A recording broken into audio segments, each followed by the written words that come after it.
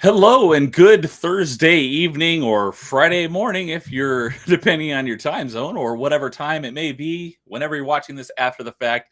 And welcome to episode 2 of Top 5, where Jason and I and whoever our guests are, who are typically well versed in whatever the topic is, are going to be ranking our top 5 of whatever the topic is. So, yeah, Jason, Today, hello. How you doing? how's it going? Yeah, not too bad, man. How you doing? Doing good. I had a little bit of a gaming stream a couple hours ago, and that went really well. And feels like it's been too long since I talked about video games. So I'm definitely looking forward to talking Yeah, about man. video games, since that's Yeah, as I always say, that's what I started my channel for. yeah. No, that's 2 weeks. It's fun. I mean, I have to deal with it at work all the time, but it's fun to actually get into kind of like long conversations about actually games that we like instead of that I need to sell. So it's kind of nice. So we have 3 guests tonight. One of them is racing home, so we'll be here as soon as he can. But before that, we do have the awesome Melee Games, some of our best friends on the internet, and they are busy and all over. They are everywhere. This is their 4th stream today. Welcome and thank you for joining us on this late night stream where we get to talk Thank about you so Mario. much. Of course. We were looking forward to this one. And I even tweeted out, I'm like, if you want to just have some fun with us after everything we've been doing this week, you just want to hear good old fun, come here. This is the place to be. Yeah, I am so excited for this one. You guys, like, powers combined, it's freaking great. I think this is a great show idea. I'm happy to be featured in episode number 2 about the Bing Bing Wahoo Respecter here. So I'm ready. I've got my list.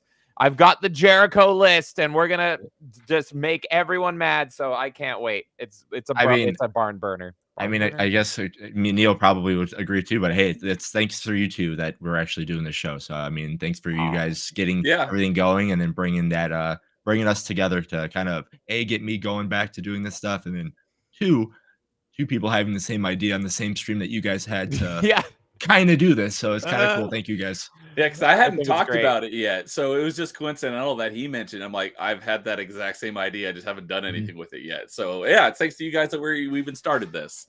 Well, I'm flattered. Thank you guys. And yeah, because I probably would have started it on my own if it wasn't for Jason and I getting connected. Y'all are a great tag team. Let's just say Hell that. yeah. So, yeah. All right. Well, we'll say hi to the chat here. Paul Hadouken, what's up, man? Let's go. Late night ranking. I think Kay has a bone to pick with you now. Yeah, Mr. I Love Mace Window. That is slander, sir. You can see my lawyers soon. Canadian lawyers, they're the worst. They take forever. Yep. You're screwed. And we got future guest who's on his way home. He's listening in so that he'll be caught up when he gets here. But Angry Canadian, let's go. Woohoo! Well, I'm happy because Angry Canadian and I have very identical gaming tastes. So I have an ally coming into this. Oh, it's going to be interesting. You got an ace up your sleeve. Damn. I think less so on Mario, but there might be another upcoming stream, and I may or may not have a lot in common with him on that too. We'll see. That's what I'll link to. That's going to be an interesting one. Yeah, I can't wait to hear what stream that is. We'll see. So, all right. Well, let's see. I think last time, before we got into ranking our list, we went around and gave a little bit of our backgrounds in on episode 1. It was Metroidvania, so thought we'd go a little bit into background on Mario. So I'll start. I am not a big Mario fan, so I thought it was actually going to be pretty difficult to come up with 5. There were definitely, once I actually looked at the list, I'm like, oh yeah, I could definitely put these on my list. But if it was like top 6 or 7, I don't know if I'd have enough games to fill the list. Because James, man, between you and James, I just can't. Sometimes. No spoilers. I'm just saying in general, spoilers. I just can't sometimes. So, but a little bit of background on my history with Mario is that it is due to Mario that I became a gamer. I mentioned this plenty of times, probably on one of your town halls, but the catalyst that caused me to become a gamer is when my grandparents got me a Super Nintendo with Super Mario World for Christmas, probably when I was like 5. I don't know what year it was. But that is what got me into gaming. And so I think that's the only Mario game I've ever actually owned. Wow. All the other ones I've played a bunch at other people's houses, or I ended up with a cartridge of theirs and it just never made it back to their place. So I didn't like buy it. So it ended up mine by default.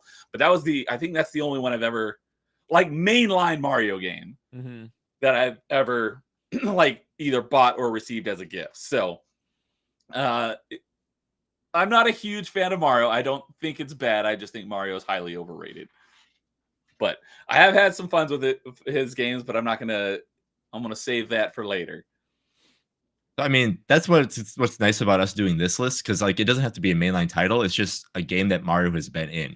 So I mean, if Mario was in the game, he made a cameo appearance, it could be in your top 5, as weird as it is. I had to pull a game off of my my list at the very last second because of the whole Dead Cells. I got a little run up on that one, but hey, man, Dead Cells, it says it's a Metroidvania. I don't care. It's so good too. It's great. On so many lists as a Metroidvania. I agree with Nerdy Neo's argument on it actually, but it does say that. It's very bizarre. I did too. I mean, this is episode 1, but I didn't get to be on it, even though I love Metroidvanias. But yeah, Dead Cells, it's got like backtracking elements in it because you walk past shit that you can't. Sorry, I swear, as like I'm Popeye. You walk past stuff that you like can't get to until you get that power later. So there's the element of it. Yeah, sure. Like I get why people say it's a Metroidvania, but I don't agree that it is. But it is very, very Metroidvania-like.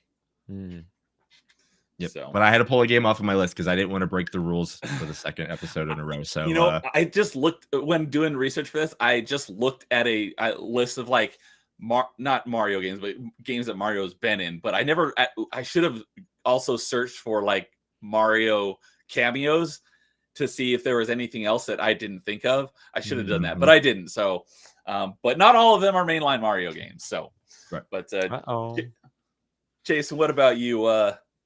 Oh man, yeah.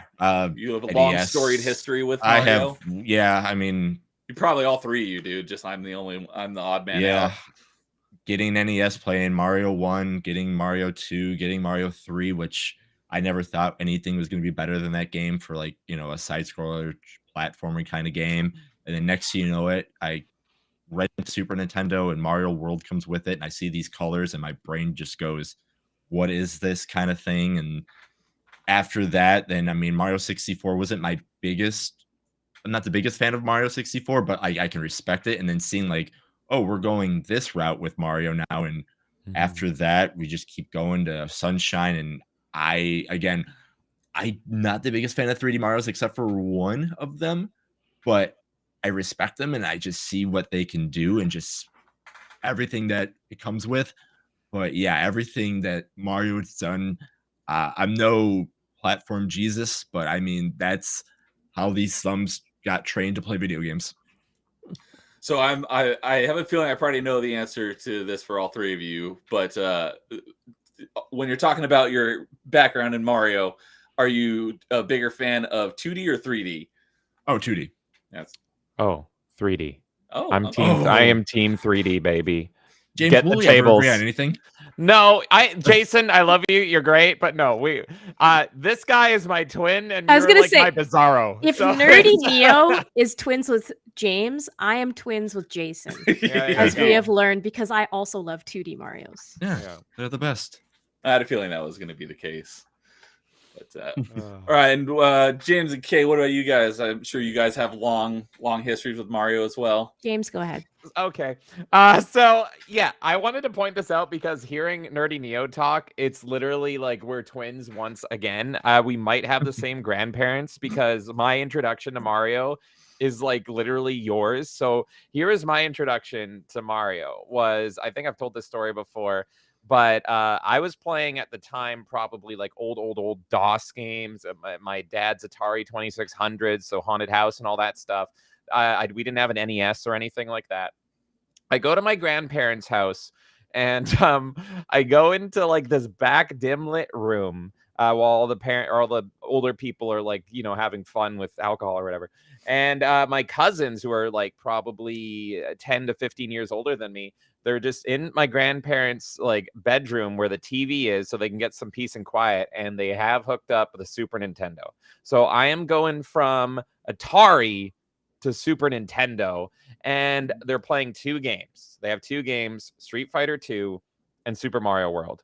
And similar to what Jason said, like just the jump in my brain, like it was like piercing the veil. It was like seeing a new world. To go from Atari 2600 and playing the bad version of Pong, to seeing Super Mario World. I didn't know at this point that, you know, Mario had the NES adventures, any of that stuff. And I was just like, the colors are insane. The fluidity, it was literally like I was looking at a portal. It was nuts. It was absolutely nuts.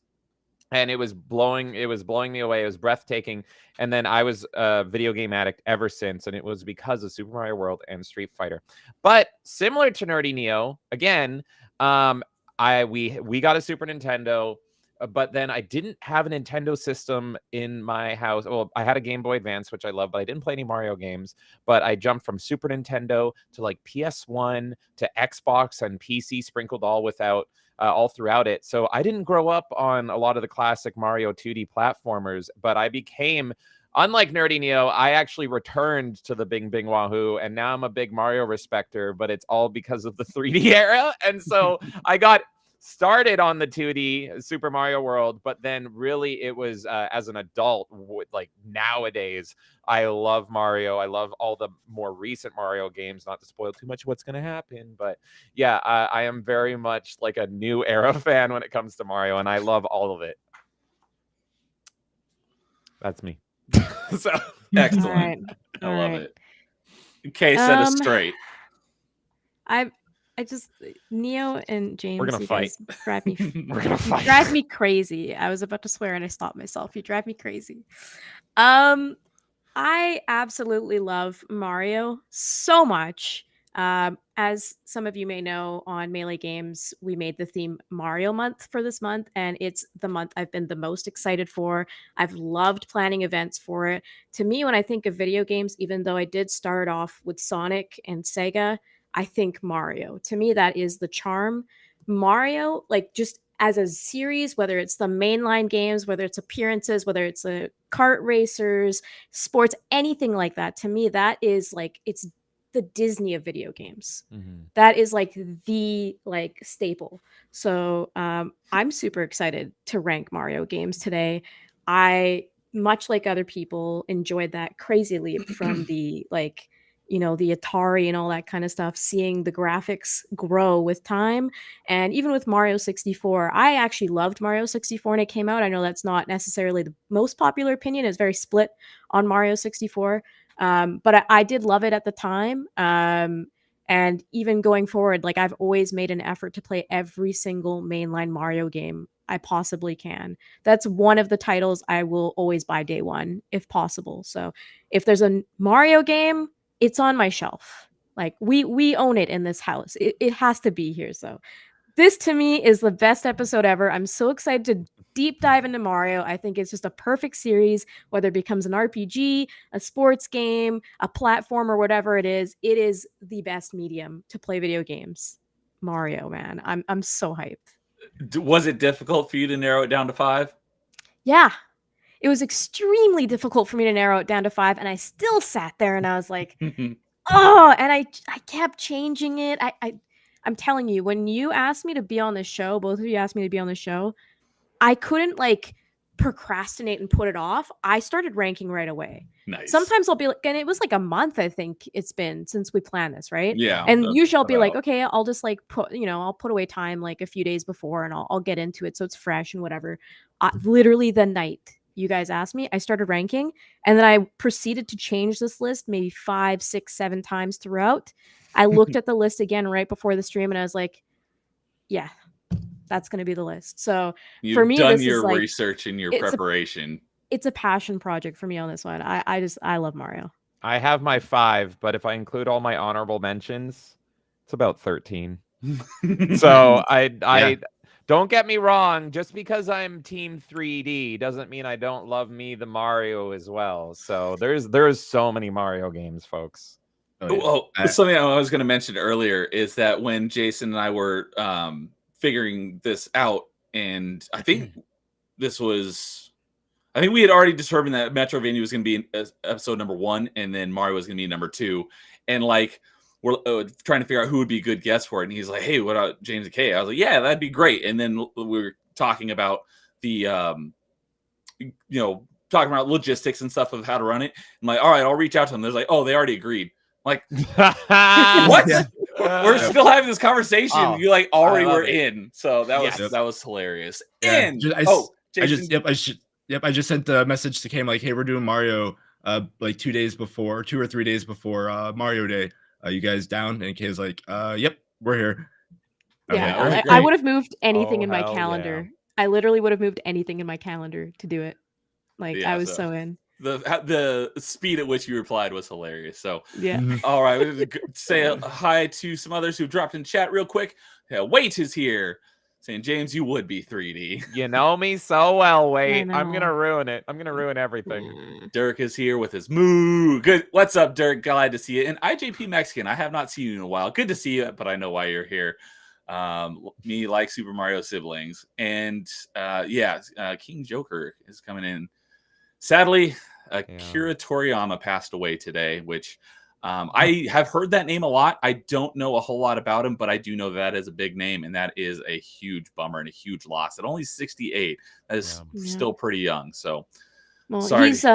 He's Dragon Ball, he's Chrono Trigger as well, and all that stuff. So it's a big deal. A big loss for the industry for sure. So I'm sad. I don't think there's any of. I'm a big fan of like any of his IPs, but I know they are huge, so I definitely feel for people who are big fans of him. Chrono Trigger has always been a bucket list game for me, even though it's not my favorite genre or whatever. It's like such an incredibly important and paramount game that it's like I'm gonna have to beat this game one day. And so I heard this news on the last stream I was on, and I was like, all right, I got to bump that up. I've always been curious about this game. I got to bump that up and respect this guy. So yeah, definitely huge loss for everybody. And with that, our other guest, Angry Canadian, is here. What's up, Canadian? Hey, what's up? Hey, thanks for holding down the fort. Sorry about that. Literally perfect timing because we hadn't gotten into it yet, as you probably were listening in. So perfect timing so we can get to you before we get into our top fives. So why don't you give us a little bit of your background with Mario? Yeah, so for me, I grew up playing the Nintendo 64. That was my first console, and of course, it came with Super Mario 64. And from there, I just basically stuck with 3D Mario games, and I had to revisit the 2D ones as like an adult when I had money to go buy like the Game Boy versions and whatnot. Never to this day, I've played I think Super Mario Bros. 3 on original hardware, but I haven't played any of the 2D ones on original hardware. But besides that, yeah, Mario's been like with me my entire life.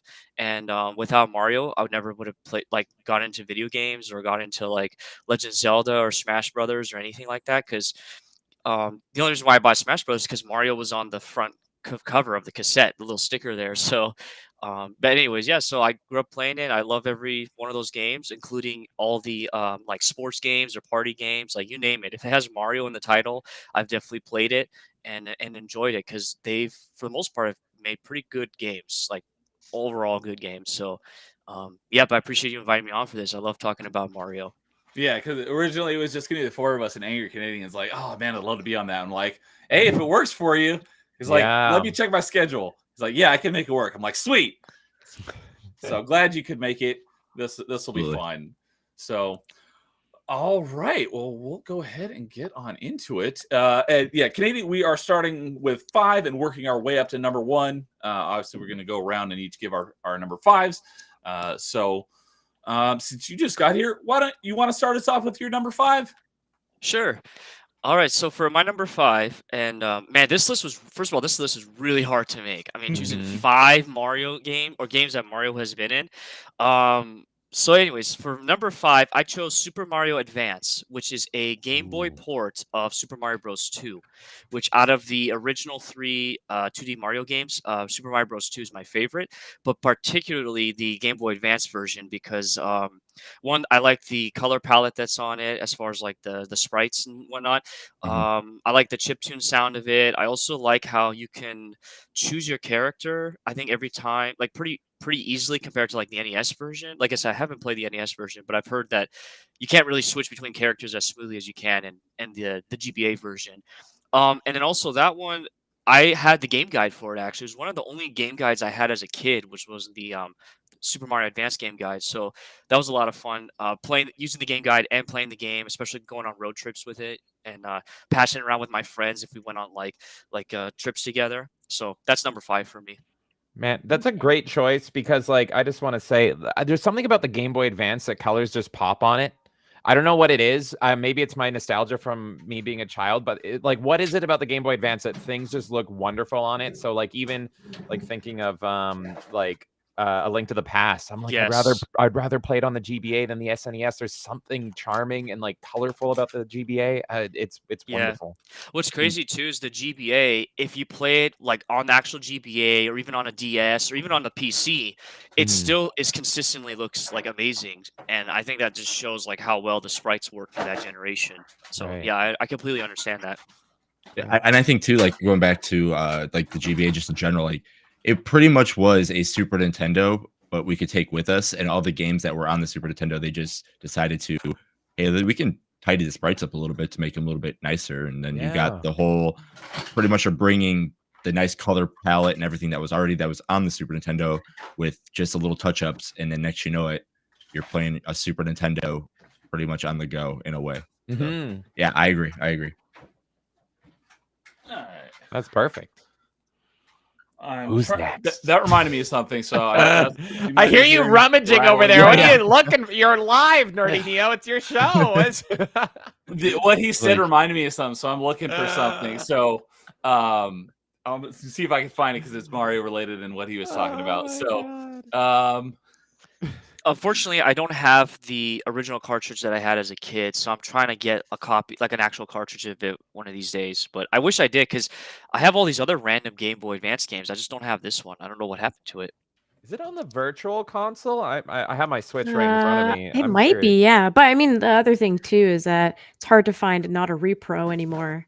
So the market's just flooded with Game Boy Advance games. I think you were mentioning that in our Discord too. You're like, is this real? And then dude was showing you. But yeah, that's the problem. It's the easiest thing to repro. So you don't know if it's genuine or not very easily. Yeah. It was Super Mario Advance 2, right? No, the first one, Super Mario Advance. Oh, yeah. Super Mario Advance. All right, it is. Can confirm the glare is terrible, but it's on the Switch. So if you want to relive it, if you got a Switch, it's right there on the. Don't show me Fire Emblem, damn it! I'm showing you Mario, you can't. I know, but right away my face goes Fire Emblem. I want to play it. It's right there. So I found what I was rummaging around for. That reminded me. Oh, sweet. Oh, wow. Look at God. That's cool. It was like a special issue. Yep. Because I had Nintendo Power as a kid. I still have a few of my issues. I was rummaging around in that file cabinet and I found some of my old Nintendo Power issues, but I was like, I'm pretty sure this one's like right on top. And it was Nintendo Power Advance. So just wanted to pull that out. That is awesome. So I don't want to sidetrack us too much, but do we all have like a cabinet or a pile full of just strategy guides and books? Because I would say so. Yeah, I just said that because you're doing that stuff, and then as I was playing like Final Fantasy Rebirth, as everybody knows, I had to go grab my Bible just because I wanted to, and I just like I have this with me now. But like I feel that we all just have like a random strategy guide or game guide just pile somewhere in all of our living quarters.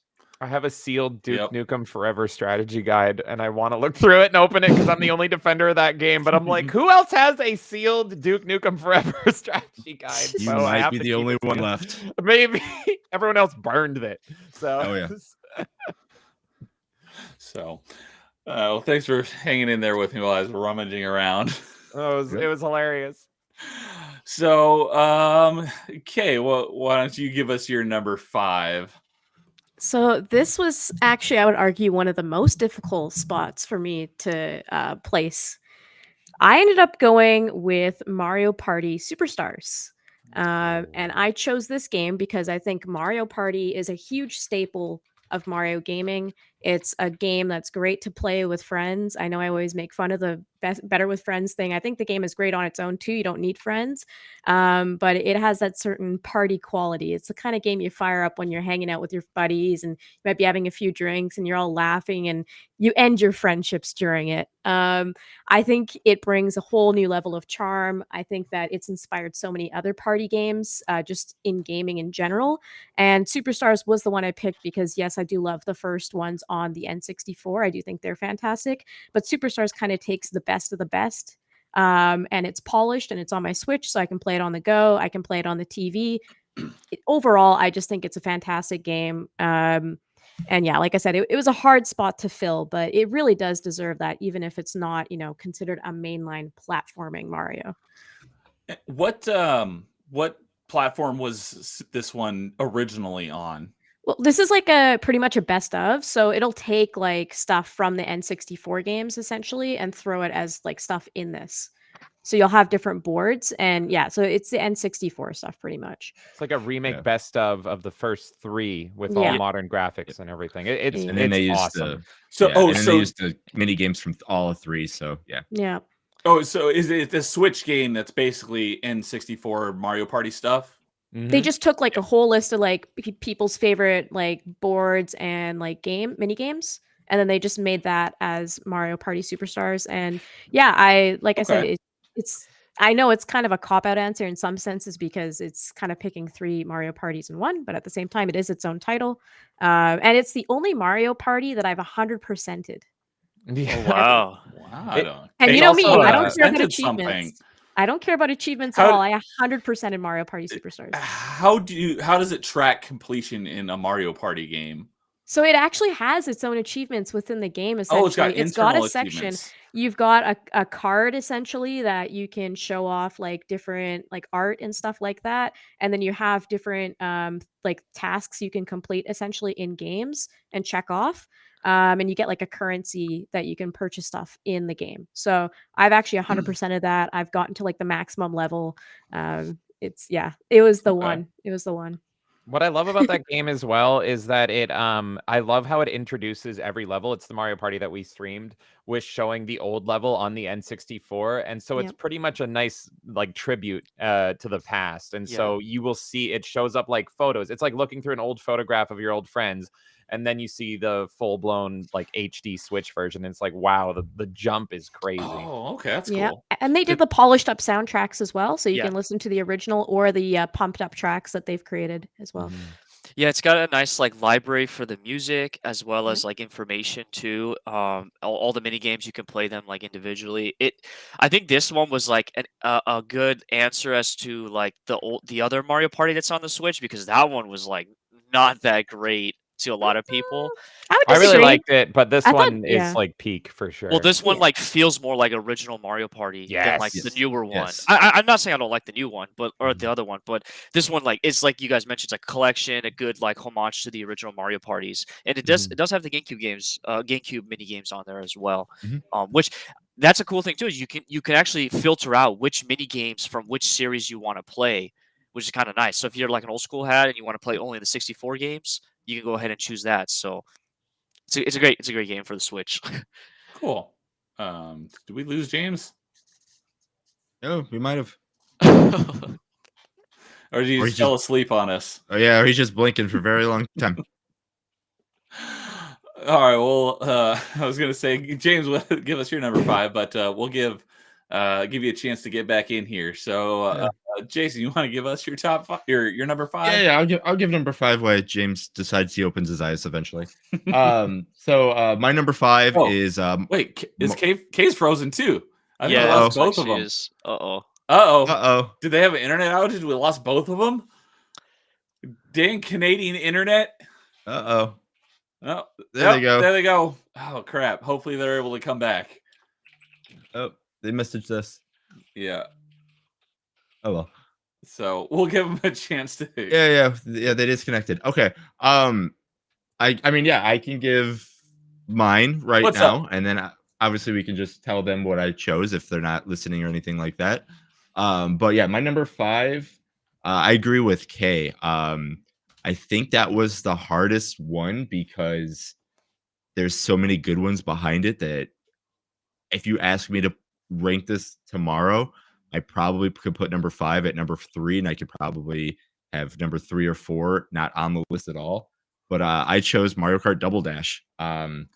I will go on record thinking Double Dash is the best Mario Kart. Having the 2 characters is a lot of fun and introduced a lot of the good characters. Yes, Mario Kart 8 has been out forever and it's really good too, but I don't know, something about Double Dash I just had so much fun with. Again, with the 2 characters, with the synergies. Play Baby Park until I knew how to never lose on that track kind of thing. But yeah, I can't say much more about just Mario Kart in general, but just I think Double Dash being the more fun one. Okay. Yeah, I don't I've heard about Double Dash, but I'm not sure if that's like what's the consensus on Double Dash? Is that the one that people like weren't big fans of, or is that one that like everybody loved? I would say I think people liked it. I think the Wii one, unless I'm wrong, and again, this is coming from someone that likes Double Dash. I think the Wii one was the Wii and 3DS one was the ones that were the ones that people didn't care for as much. Okay. But yeah, no, Double Dash, I for what I remember, everybody that I played with, like they enjoyed it compared to ones in the line. But I mean, when you're coming off of Mario 60 or Mario Kart 64 and like the original, I mean, that's kind of a lot of shoes to, big shoes to fill in a way. But I don't know. I was a huge. I think it's a great game, and if people don't think it is, message like in chat, let me know because obviously my eyes are. I think it's great. Okay, yeah, it's all about what your top 5 are. So right, exactly. I Well, just yeah, go ahead. To piggyback off of what Jason said, no, I agree with him. Mario Kart Double Dash is a fantastic Mario Kart game. I guess a lot of people, because you was talking about like Wii and 3DS not being well received, I guess a lot of people did prefer 64 or Super Mario Kart for the Super Nintendo. Because yeah, I don't remember hearing a lot of talk about Mario Kart Wii. When I was a kid growing up, but yeah, Mhm. Double Dash, yeah, fantastic game. The controls are really tight. Like you need to like really know how to play the game in order to survive. The battle mode was probably like the last great battle mode system. Like the Bomb Bomb battle mode was a lot of fun. Mhm. Yeah, the tracks are really cool, and like you said, the double cart thing. I mean, I don't know if you ever got 4 people on a single console to do the double cart Oh, co-op yeah. mode. That's a lot of fun, and Mhm. also that game. You were able to do LAN parties with that if you hooked up like 4 consoles and with like the LAN hubs, and then you could have like 16 people, doubling up on each of the cars, which was kind of cool. I remember seeing that in the back of the manual. I was like, man, I wish I could do that. So that was kind of a cool thing they had in that game. So on Double Dash, if you had 16 people, would that mean that there's 8 vehicles, or does each Yeah, person control 2 characters? 8 vehicles. Okay. Because Mario Kart Double Dash was the last Mario Kart where it was 8 racers, and then after that they bumped it up to 12 in Mario Kart Wii. Okay. So, because I've never played that one, so if you have 2 actual players in one cart, then is how it works? Yes. Yeah. Yep. Yeah, Eh, Jason can explain it. He chose Yeah, the yeah. game. So no. So yeah, you pretty much choose 2 characters, and you put them on one cart. So if you choose like a large body and a small body, your character becomes a little bit smaller, and then obviously you can change kind of what the newer one does with stats on changing like tires and all that kind of stuff. Double Dash would do it with just characters. So if you wanted to have like Toad for the speed, and then or I should say for the acceleration, and then Bowser for the speed, then it kind of fits in the middle. Then you kind of have the best of both worlds in a way. Me, I'm a Koopa Troopa guy, so I lived with the red and the green Koopa Troopers on one cart because I love those 2 to death. So I'm putting those 2 on a cart and just throwing shells forever. If you wanted Mario and Luigi on a cart, if you want Mario and Peach on a cart, each had like their own stats, just like every other game, to just improve on what you wanted to be on. If you wanted handling, if you wanted the acceleration and all that. So could you pick like any 2 characters? Like, could you do like Donkey Kong and Bowser? Yeah. Yeah. Oh Okay. yeah. Yeah. Then you have the super slow at start, but when you get top speed, you're cruising. Okay. Cool. The other cool part about the game was, and he hinted to it, was the strategy behind the characters you choose because every character had a special item they can throw. And man, yeah, you were rocking the Koopa Troopas, like you were throwing triple green shells and triple red shells. They're the only characters that can do that. So when Mhm. you're choosing your cards, or excuse me, your characters, you need to strategize. Okay, am I gonna like choose like the Kongs because they can throw giant bananas down, or am I gonna choose the Koopas? Like it was kind of cool, like mixing it up and seeing like which combos worked when you were like being competitive and racing against your buddies. I like that a lot. Cool. That does sound like it adds quite a bit of or at least a little bit of a strategic element to the game. Mm-hmm. Yep. Cool. And then again, like when you were talking about like having the 8-player, LAN stuff. Again, I can't go more to Baby Park when everybody's just throwing shells after shells, and next you know it, you're in last place, but last place meaning like you're super close to first, and next you know it, you're in last place, but you're hitting yourself with a blue shell because everything is so close to everything. You have to learn to, if you're in first, to break to make sure everybody gets hit by the blue shell, and there's just crazy item. Yeah, there's just crazy item manipulation that you can do. So everybody's just getting crushed by everything, and it's so much fun. Cool. All right, looks like they both made it back. There we go. Welcome back, the crazy Canadian. It doesn't even make sense. Okay, it doesn't guys, even make sense. I'm What genuinely happened? confused. We were I was on my computer getting your Discord messages, listening to the stream, everything, but Restream specifically was not working on any browser. Yeah. And we both thought two it. different We're on computers. Two different setups completely.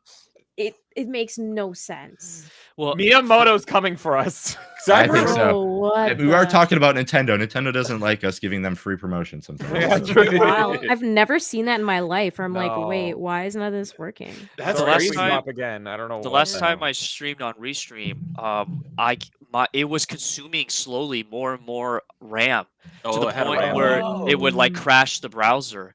I think it's a Restream Oh. issue. They Like have it's a not you leak. guys, it has to be Interesting. Restream.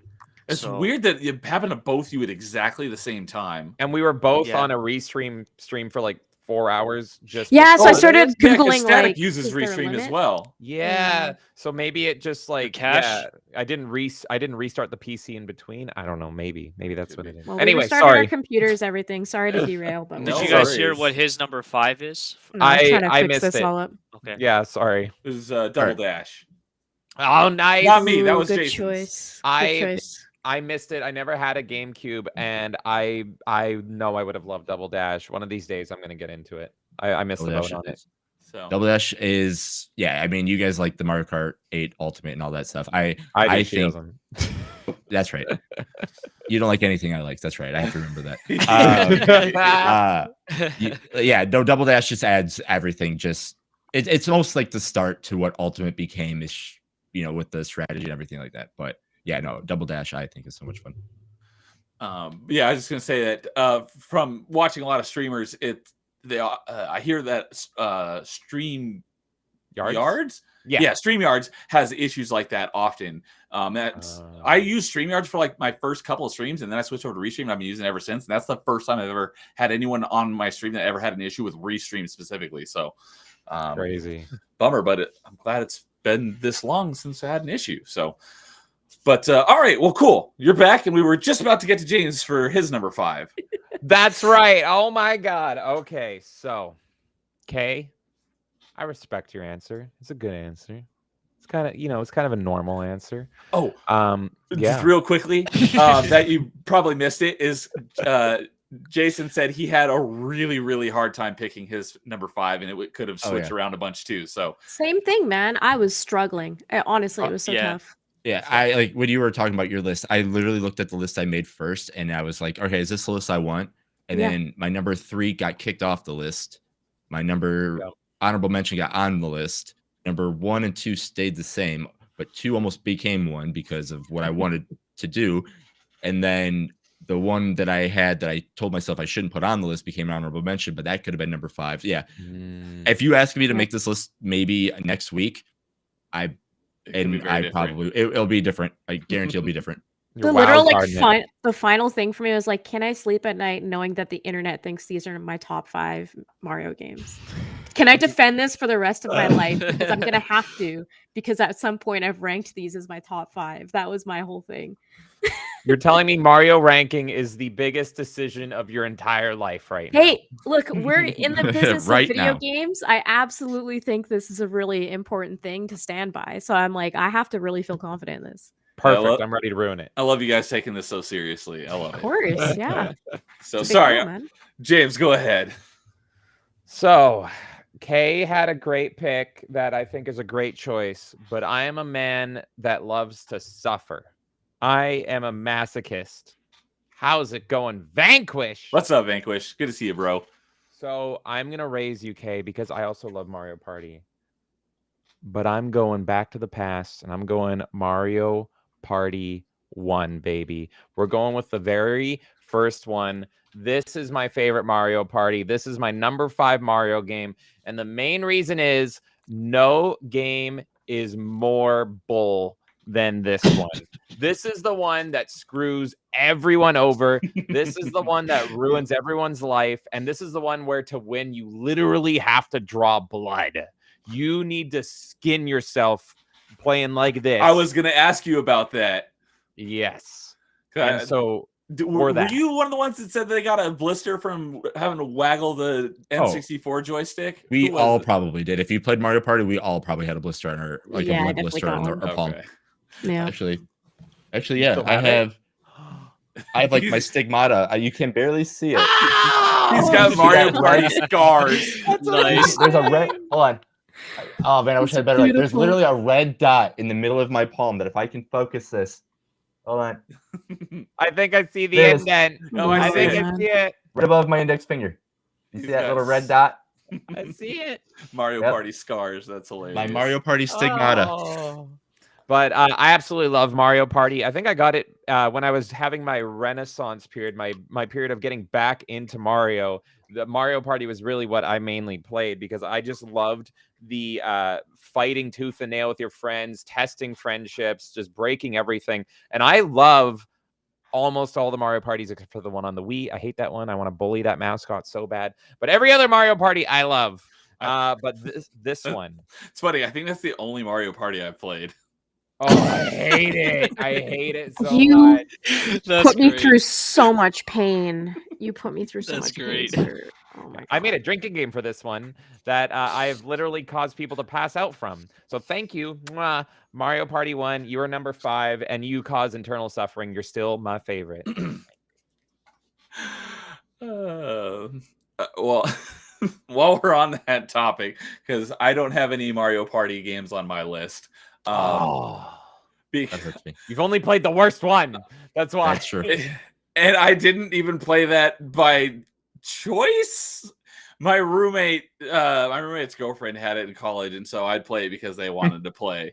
And I hated it because it was completely random on who got allocated all the points at the end. So it's like, there's no skill involved in this. It's completely RNG. Yeah, so much skill. Of course, the achievement hunter has a problem with the randomness at the end. Screw RNG. It's the worst thing ever.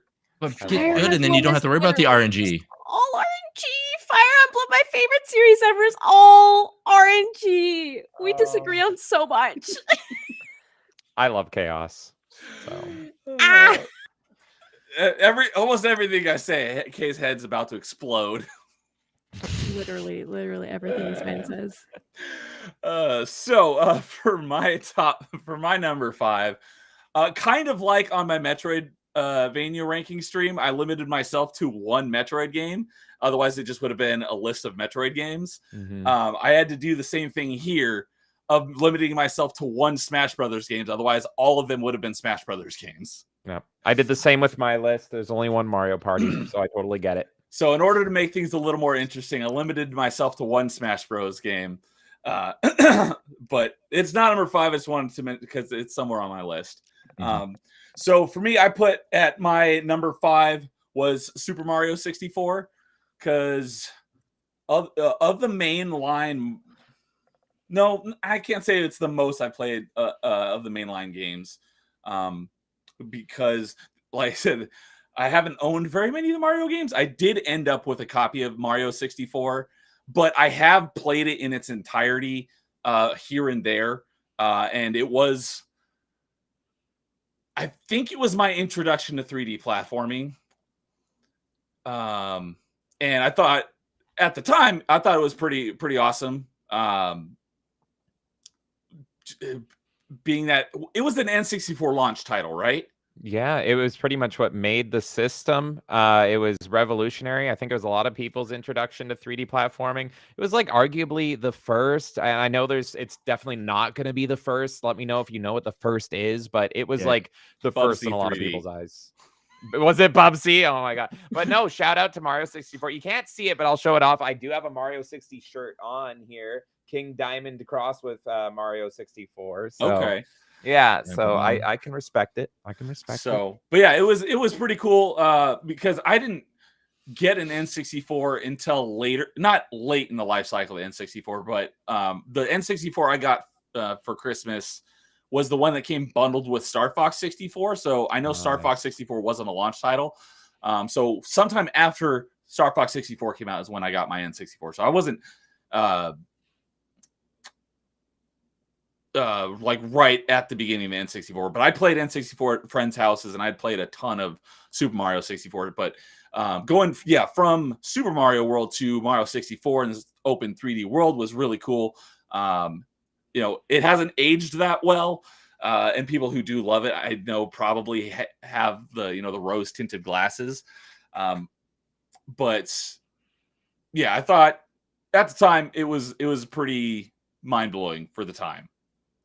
So yeah, I for the first time beat it on the Switch, but I beat the broken version of it and the 3D All-Stars collection, where in my opinion, all 3 versions of those games have something kind of uniquely wrong with them. And so the Mario 64 in that collection feels especially like slippery.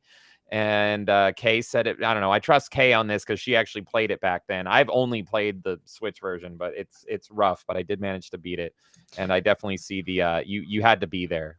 It's partially you had to be there, but also genuinely, if you were to fire up your N64 today and play it on there, it might not feel exactly the same as you did when you first played it, but it is much better than any version they put on the Switch. Even the Nintendo Switch Online version also has issues because they did a really poor job of porting all the N64 games over with the controls.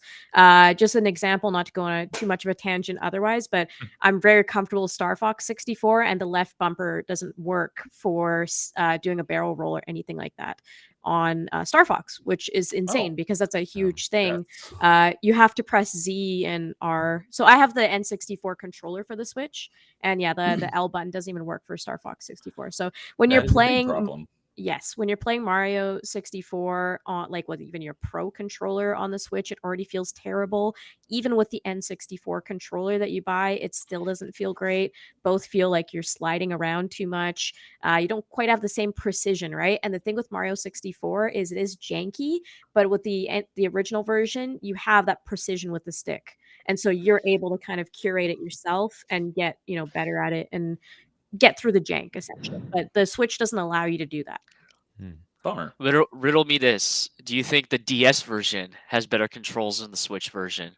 I've heard that's the best version, and I've never played it, but we own it. I need to try it. It's very, very, very difficult for me to separate the nostalgia with this one, and I'll be completely honest with my bias. It's very difficult for me to promote the DS version, just because it feels like that game needs to be on a big screen. It just doesn't feel right in my hands that way. Yeah. And it just the way that the stick is too, it just doesn't feel the right way. Like I need that N64 stick specifically to play this game. Okay. Yeah, I think I'd have to go back and look because I did end up with. I'm pretty sure I have got a copy of Super Mario 64. I think I ended up with someone else's that I used to play a bunch. So I'd have to boot it up and check it if the cartridge battery even still works. But I'm pretty sure that I did end up getting all 120 stars at some point in the original Mario 64. So, So, all right. Well, get on into number 4. So, let's see here. What was mine? Oh, well, if we want to kind of go in reverse order this time, I'll start off with number 4 since I finished off the last one. For me, my same generation, and my number 4 is Mario Kart 64. Like I said, I've not played. This is the only. Well, no, I can't say it's the only Mario Kart I've played. It's the only one I've played at length. I did play a little bit of Super Mario Kart, but not a whole lot. I haven't played any of the Mario Karts after Mario Kart 64, but I played a heck of a lot of Mario Kart 64 back in the day because it was like one of the other big things about N64 was it was, as far as I know, I do know that it was the first console that had 4 controller ports natively. I think PS1 had it, but you had to buy an attachment for it. Yep, you did. But and I remember playing that in 4-player, mostly the battle mode, more than the racing in 4 players, and that was so much fun. I didn't actually know it until probably a couple years ago that that Super Mario Kart had battle mode. I thought battle mode was introduced in Mario Kart 64, but we did race a bunch. But I remember playing a lot of battle mode, and that was just a lot of fun. So that was my number 4. Had a lot of fun with Mario Kart 64. Yeah, I wish in Super Mario Kart, because they had the adapter where you could make your Super Nintendo 4 players. I don't know if it came out after Super Mario Kart, but I wish they had something where you could do 4 players on Super Mario Kart, because one-on-one battles is fun, but the chaos is fun with 4 players. Oh yeah. I have memories of Mario 64. It was one of those games that made me jealous and wish my parents didn't get me a PS1 instead, because I would go into like our video rental store and everything, and they had like a hooked up N64, and they usually had Mario Kart 64 there, and I would only get to play it for like 5 minutes, and I was like, oh man, I'm missing this. Now I did have my beloved Crash Team Racing, but man, I missed Mario. I did miss Mario, so I would have been a different me if my parents got me that N64 and I got to take that home. Okay. So, James, what was your number 4? So, this is where the fun begins. This is where the controversy starts. This is where the controversy starts. So, gets worse. You said it was any game that has Mario in it. He doesn't have to be playable. So, I decided, why not talk about one of the best, if not the best, co-op game of all time, Kirby Superstar. Kirby Superstar. I don't know anything about that game, but I just love the look on Kay's face. Kirby Superstar is one of the best co-op games you can play ever. I highly recommend it. It's in my top 5 co-op games.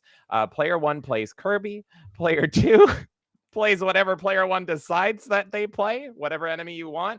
And one of the mini games that isn't even that great, and it's totally sidelined and you can completely miss it, is a battle mode. And in the distance, there's a big crowd, and you can see Mario and Luigi in the crowd. So Kirby Superstar is my number 4 for games that have Mario in it. I love it so much. I'm so happy you made the rule that Mario just has to be in it.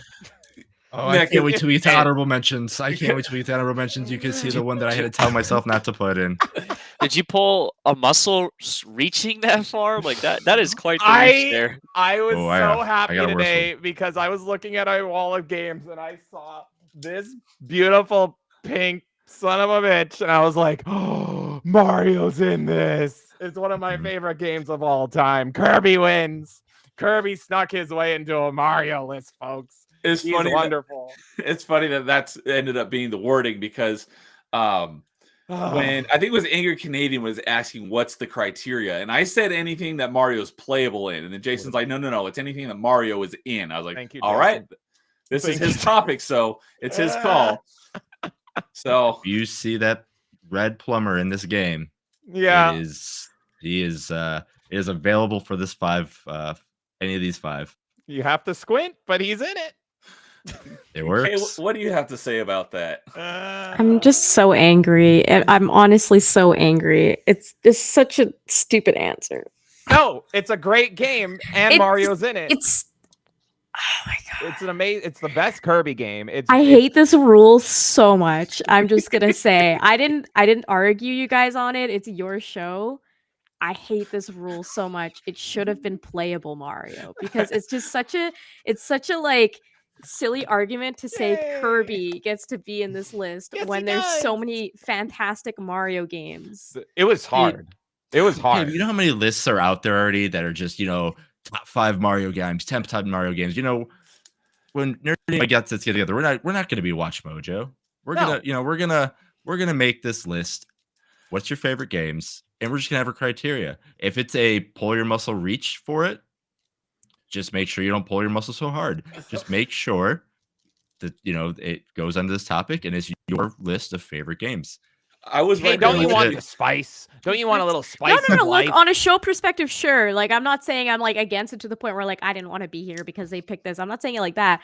I'm just saying on the principle of me being such a huge Mario fan, is this like a slap in the face to put Kirby on the list? Hey, I For- am very, when I there's am so very much, ethical. it's like there's so much Mario Yeah. content to choose from, And and he's in you it. pick Kirby.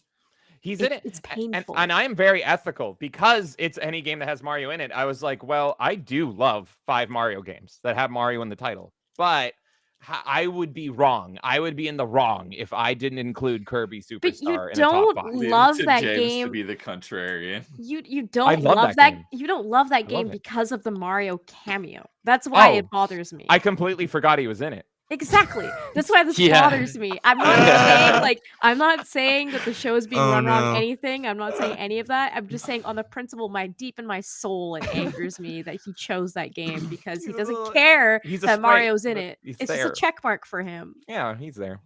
I was right there with you, Kay, because that's what I was thinking. That's why I said any game where Mario's a playable character, and Jason like overrode me. He's like, no, anything that Mario is in, so you can take it up. Thank you, Okay. Jason. Is this Nah, it makes it interesting. oh, is this where James and we get the superpowers uniting against K right here? Yes. Always No, happens, 'cause- man. I'm with Kay on this one. I know someone's gonna say like NBA Street V3 Is he in that? or SSX on tour because that Yeah. like Yep. Mario's in there, so I need and to they're change playable. So You don't- I came in are- expecting that was gonna happen, and I You wasn't are surprised. so lucky that Mario wasn't in version 2 of NBA Street because that could have been on this list. If anyone was gonna pull a major reach, I knew it was gonna be James. Yeah, of course. Yeah, I yeah. Oh, I almost want to put my honorable mention on here because my honorable mention would be the next spot if I could do it. I kept I it honestly would. to what you were thinking. So you may not agree with my list, but I think you'll agree with my line of thinking. Perfect. Okay, I feel a my little bit pink better. boy wins. The god eater of the worlds. He wins. The Kirby list, I'm gonna find all the games that Mario and Kirby are in together, and I'm That's gonna fine. say that they're all Yeah, that's fine. That's fine. That's just fine. to spite you because I know you love Kirby. As long as Kirby Superstar is number 1, I don't care because that's the best. You know what? James, Yeah? I put in my honorable mention. I'm gonna make it the spot that it was gonna go on. I'm 'Cause I changing changed it. minds. You're changing my mind. I literally had it at this spot on my original list. I'm like, Calling can't it do it. audible. I can't do it. But you know what? Yes. I'm glad you did it, and I'm gonna do it too. Ah, Yeah, come look- to the dark side, Jason. Look what we you've have done, cookies. James. I've broken know your what? show 2 episodes in. And you know what's gonna be so bad about it? The game that's replacing. When I tell you what's in my honorable mentions, you're all gonna hate me. Jason, I'm so don't make me excited. angrier than I am. Just wait I until my am the next one. angry Canadian, okay? It's not angry Canadian that's the angry Canadian. I am. Yeah, yeah. This is the most controversial one, and it was hard not to put this higher up on the list. So this is the barn burner. This Kirby Superstar is bringing it down. Everything else, little more normal, but yes, Kirby don't Gang trust is that at entering all. spot number 4. I don't trust that at all. All right, Jason. Well, I think it leads into you on what you Yeah. just All right. changed. So we thought that was a stretch. Uh-oh. Oh no! Here comes the big stretch. Number 4 now. Brace yourself. My number 4.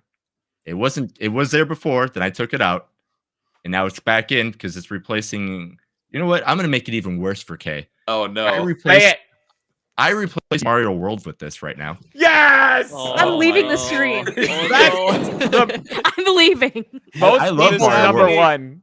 I'm I love leaving Mario the World. stream. I love Mario World. But you know what game I love a little bit better than Mario World? Yeah. That is Metal Gear Solid.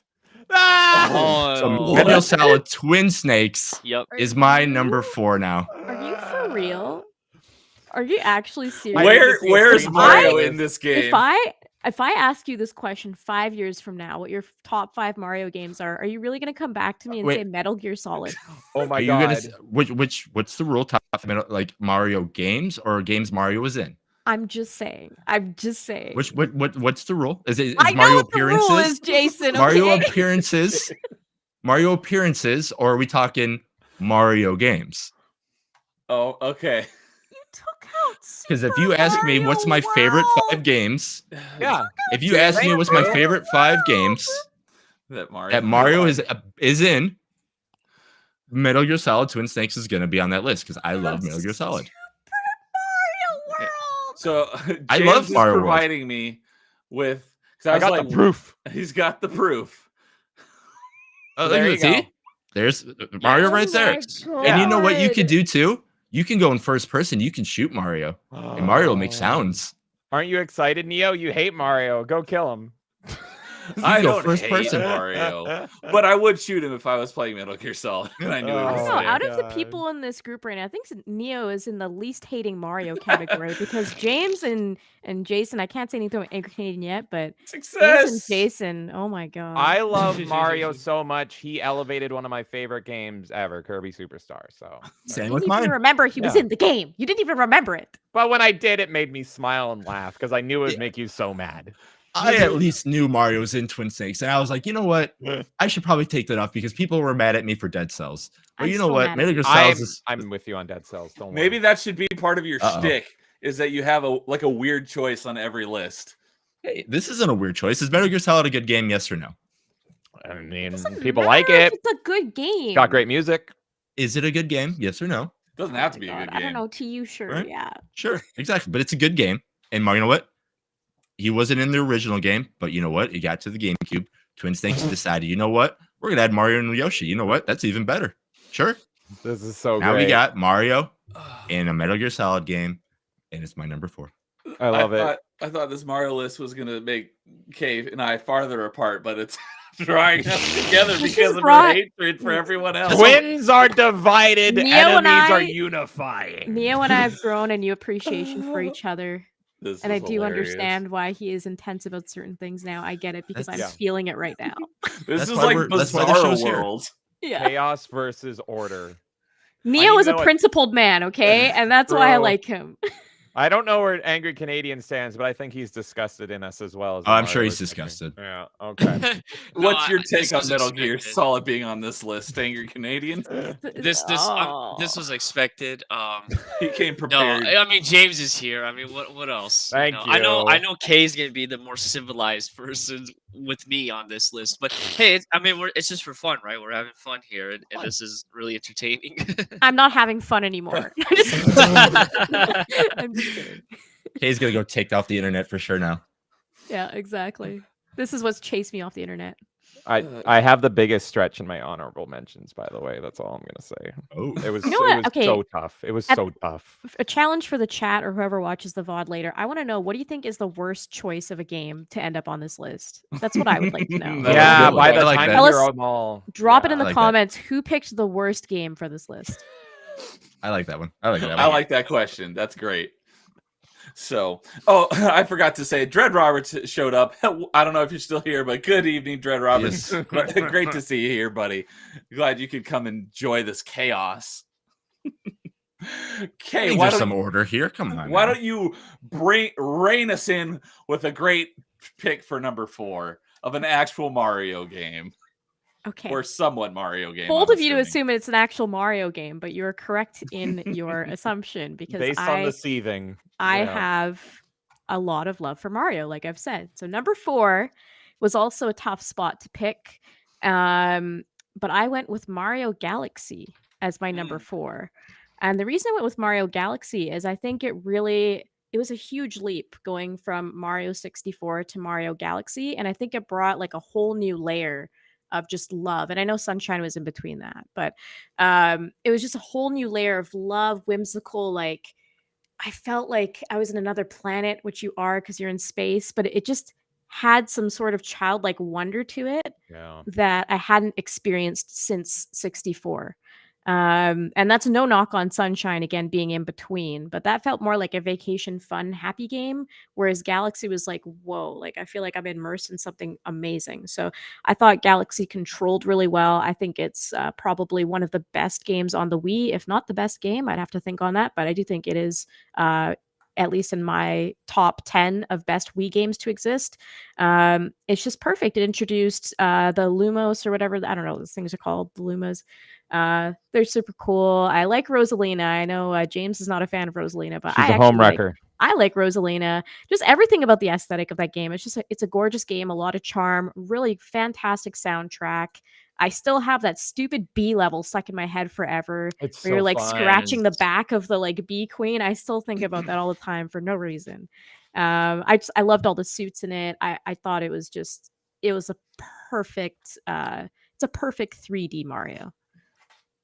Okay. Yeah, I've heard good things about Galaxy, so it's great. I beat it for the first time on the Switch via the Terrible Collection. I think it has like input lag or something. It was pretty good, but there was like a boss that it felt like you couldn't get the timing on it, and the rest of the game was like fine. The Switch version you're talking about? The Switch version, yeah. It doesn't feel correct on the What Switch. did I say? No, I just Switch. didn't. Yeah, I just didn't hear you properly. But I mean I thought that they did the motion controls really well on the Wii for it. Like I thought it was probably one of the better uses of the motion controls. Yep. The thing is, I hate motion controls, absolutely hate motion controls. Me too. So I love the fact, even if it's imperfect, I love the fact that it's on the Switch, even though they made it like limited or whatever, which is dumb. Is that the one where they only sold for like 8 months and then they stopped selling it both physically? They pulled a Disney Vault, which is so dumb. It's so greasy. Not only did they pull a Disney Vault, but it's the inferior version of every single game in the collection. It's quite literally, you just own it. I bought that copy for the sake of saying I own it, and that is like literally a Nintendo tax. It is. It's just buying a game for the sake of saying it's on my shelf and it's a limited edition Mario game. But otherwise, there's no reason for me to own this collection. I do not play it. I think it is awful. I would not suggest it to anyone. It is awful, but if you're like me and an awful person and you hate motion controls, this is great. Everyone always says, why don't they add Galaxy 2? I've yet to play Galaxy 2. I want to so bad, but apparently Galaxy 2 has even more motion controls, so they couldn't get away with really stripping them out like they did in this version. But I say, screw it. Just throw it on the Switch because I want to play Galaxy 2 because I loved Galaxy 1 so much. I also think it's a bit of an excuse because they can easily make a collection V2 and then add that into it. Like, it's not that crazy of a difference between 1 and 2 for Galaxy. Like, you can still get a similar experience out of it. So, right. I know a lot of people, well, I think from what I gathered, bought that because they knew it was going to be a limited run with the sole reason of, selling it after they stopped selling it in order to make a profit. Does that game still sell for a decent amount? Or it does, yep. So I go off Canadian prices, of course, but I see people selling it for like $150, $200, and you bought it originally for just under $100. So is that sealed or used? They're selling it usually used. I mean, a sealed copy, I can't even imagine. I haven't really seen too many around. But I still have probably mine going to be like here somewhere. Oh, sealed? Something. Yeah. Wow. Yeah, it'd probably be even higher, like probably 300 or something. But I don't know off the top of my head. But... Okay. Let's see here. I think that leaves us with Canadian for his fourth pick. Yes. So for my list, like my top 5, there was some certain genres I needed to hit, and one of them was sports games. I grew up playing a lot of the Mario sports games. A lot of them really impacted me. In fact, a lot of them got me into sports. I probably never would have played sports if it wasn't for Mario Sports, so I needed to include it in the list. And for me, number 4 is going to be Mario Superstar Baseball for the Nintendo GameCube. Oh, nice. And I have a lot of great memories of that game, particularly spending it like playing it during the summertime and then going outside and playing backyard baseball with my friends and trying to punch a baseball with a boxing glove, because that's what Donkey Kong does in the game. He doesn't have a baseball bat, he just punches it with a boxing glove. So I thought that was hilarious. Besides that, the game is a lot of fun. It has a great campaign story mode to it. So you recruit people onto your team to go fight Bowser, and you can mix and match how you recruit people. The mini games are a lot of fun. But besides that, just playing a really simplified version of baseball on a console game it got me into playing real life sports and other sports type games. So I really owe a lot to Mario Superstar Baseball, and that's why it's number 4 on my list. Nice. Yeah, I've had a couple of sports games over the years, mainly when I was a kid, because I quickly started disliking them. But if I was to play a sports game, I'd much rather play something like a Mario sports game than like a Madden or an NFL or a FIFA, something realistic. I'm sure I would have a lot more fun with that. Arcade sport games are the best thing to just play in general. Yep. R.I.P. Midway. I miss you every day. He's on fire. Yeah. Oh God. From downtown. I love them so much. Slugfest. Coming from someone that's about 40 minutes from their original spot. Yeah. I'm so jealous. Yep. I lay flowers at them. Like literally, they were my favorite publisher. They were my favorite publisher. Yeah, I was devastated. Absolutely devastated. The best thing about it is like there's so many arcades that around there now that they show up. So I mean, I've met so many people from Midway. It's kind of nice. So awesome. Sweet. Oh. All right. Well, that'll bring us into our number 3. I'll leave this one off just because, you know, all right. I have to bring it back. So again, like Angry Canadian said, arcade sport games are awesome. I don't have the baseball one, but Mario Baseball Superstars, I think, is my second favorite baseball game next to Backyard Baseball. But yeah, those are great. But I have Mario Golf Toadstool Tour as my number 3. I wish the Switch golf game was so much better than what it was, but Mario golf games I love to death. I believe Toadstool Tour is still made by Camelot, so those are the same people who made the ones who made Hot Shots Golf or Everybody's Golf. So those are great games too. But yeah, Mario Golf Toadstool Tour is my number 3. What system is that on? I was just gonna ask. GameCube. Oh man, I miss so much. Mm-hmm. I need to get in on that GameCube. Damn. GameCube is great. I think the only Mario sports game I played was Mario Tennis on Wii. And that was pretty fun. As long as we didn't accidentally like knock each other out while waggling our Wiimotes. Mm-hmm. Yep. Yeah. Yeah, no, the tennis ones were nice. And I think, like you said, like how not knock each other out. I think when they made the Switch version, I think they took that because you can literally break the racket and win points, and that's how you win. I'm like, that took. Yeah. It was such a terrible idea, but I think they took the idea of like, yes, I 100% agree with you. And I think they only did that because, again, like you said, like, oh, people had Wiimotes and they were knocking into each other. Well, what if we made that a game mechanic? And I was like, no, I just want to play. And if we have a 60 rally, that's fine with me because that just makes it more interesting. So you said the Switch golf game isn't good. I own it, but I haven't dug into it yet. But I wanted to because Best Girl Pauline's in it. So what is it about it that's bad, or is it just lacking compared to the GameCube? It's just lacking. I think it's just lacking. Because I think to myself, I'm like, oh great, I can take a Mario golf game on the road with me and do all this and have all these elements. But now really what I do is I just bring my Steam Deck and I just play Toadstool Tour. All right, Dolphin, yeah. All right. Katie, you want to hit us with your third? You said Canadian? Canadian or okay. Yeah, it sounded like you said Canadian. Canadian. All right, so for my third, this is where it gets really difficult. And so for my third, I chose, and I'll explain this why. I chose Mario Kart Wii, and I thoroughly enjoy Mario Kart Double Dash.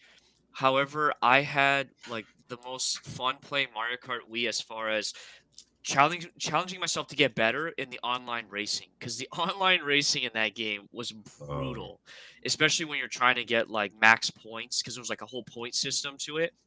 But man, I honed my skills in that game to the point where like I would go to tournaments, at least locally, and beat people in that game. Because like at least locally, because there was no cheating. You can't really cheat locally. You can cheat online, but you can't really cheat locally. But besides that, I like the controlness of the game. It's really tight, especially how broken the motorcycle is in that game. I like the variety of characters. You can choose anybody from Rosalina to your Mii character to the different babies that they included. Really enjoyed the retro tracks that they brought back, because I think that was the first game that they brought back the retro tracks. If not, it was Mario Kart DS that did that. out of all the Mario Karts, I always go back and revisit that one. But like I said, I still like Double Dash. Just I had to choose Mario Kart Wii. I had one of my favorite moments or memories, I should say, was Christmas night was the only night that I was allowed to stay up super late, and I remember staying up all night just playing Mario Kart Wii, trying to unlock characters because you had to get like first place in every single race and for that cup in order to like unlock specific characters. And I remember just spending all night doing that to the point where the next day, like I couldn't even keep my eyes open during the daytime. So really good memories. So that's why I have it as number 3. Nice.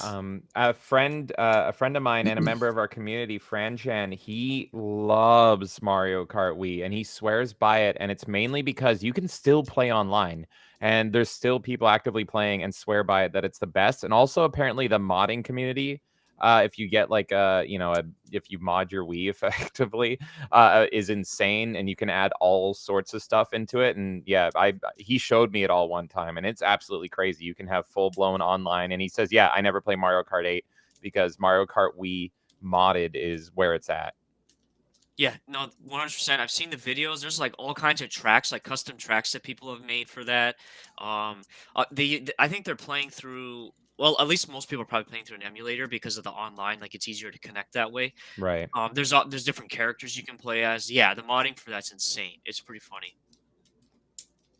Nice. All right. Modding's great. I like to say modding's great. Like I love that people love games enough because modding even in like Marvel vs. Capcom 3 right now. That's the only way we're gonna get another Marvel, and Marvel 3 mods are fantastic. So yeah, the people who do modding, you guys are the true heroes. 110%. Until Nintendo shuts them down. Rest in peace, Yuzu. Well, I'll go ahead and go with my number 3 next. And for me, it was kind of like Kay's earlier. Let's see here. A little bit of a cop-out since it is a multi-game. But it is one of the first Mario games I owned. And that was Super Mario All-Stars. And it was basically a collection of the NES Mario games with upgraded graphics on the Super Nintendo. So it had Mario Bros. 1, 2, and 3 and the Lost Levels on it, if I remember correctly. And if you were lucky, you had the Mario World version. So you had all those games. Super Mario World on it? Yeah, it was Mario All-Stars with Super Mario World. So you had all of them. I don't remember Mario World being on my cartridge. I'd have to go. So you had the first issue of that Mario All-Stars. It was like Super Mario World plus All-Stars, or it was called something like that. Yeah. Okay. Came out later. Yeah. But yeah, it had basically all the original ones that I never played because I never had an NES, so I got the chance to play the originals and get my butt handed to me in the Lost Levels because those ones were really difficult.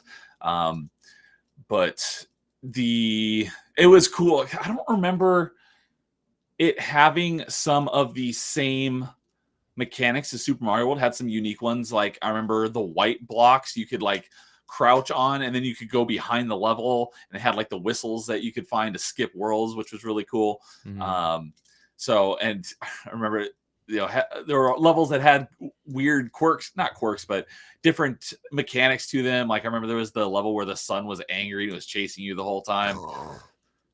So you had the level with what's the turtle that floats in the cloud? Is like Laika? Laika 2, yeah. There was a level constantly tossing like the spike turtles or whatever they are at you. Yeah, so that was my number 3 because a little bit of a cop out, but it had all the original Mario games I never got to play on NES. So it's funny you say the hidden block and whistles. Like there's 2 stages almost that pops up right away when you just talk about Mario 3 besides the whistles. It's obviously the Angry Sun, and then number 1, Big World. Everybody remembers Big World. So it's fine for how you say it. That's why Mario 3 is really, really good. I'd have to see that one again because I don't remember Big World. But I haven't played the game in 30 years probably. It's crazy that we're this deep in and we haven't had any crossover yet. And that's a testament to Mario. Like there is so many Mario games. And I know I said Kirby and Jason. I was going to say that's a testament to you and Jason.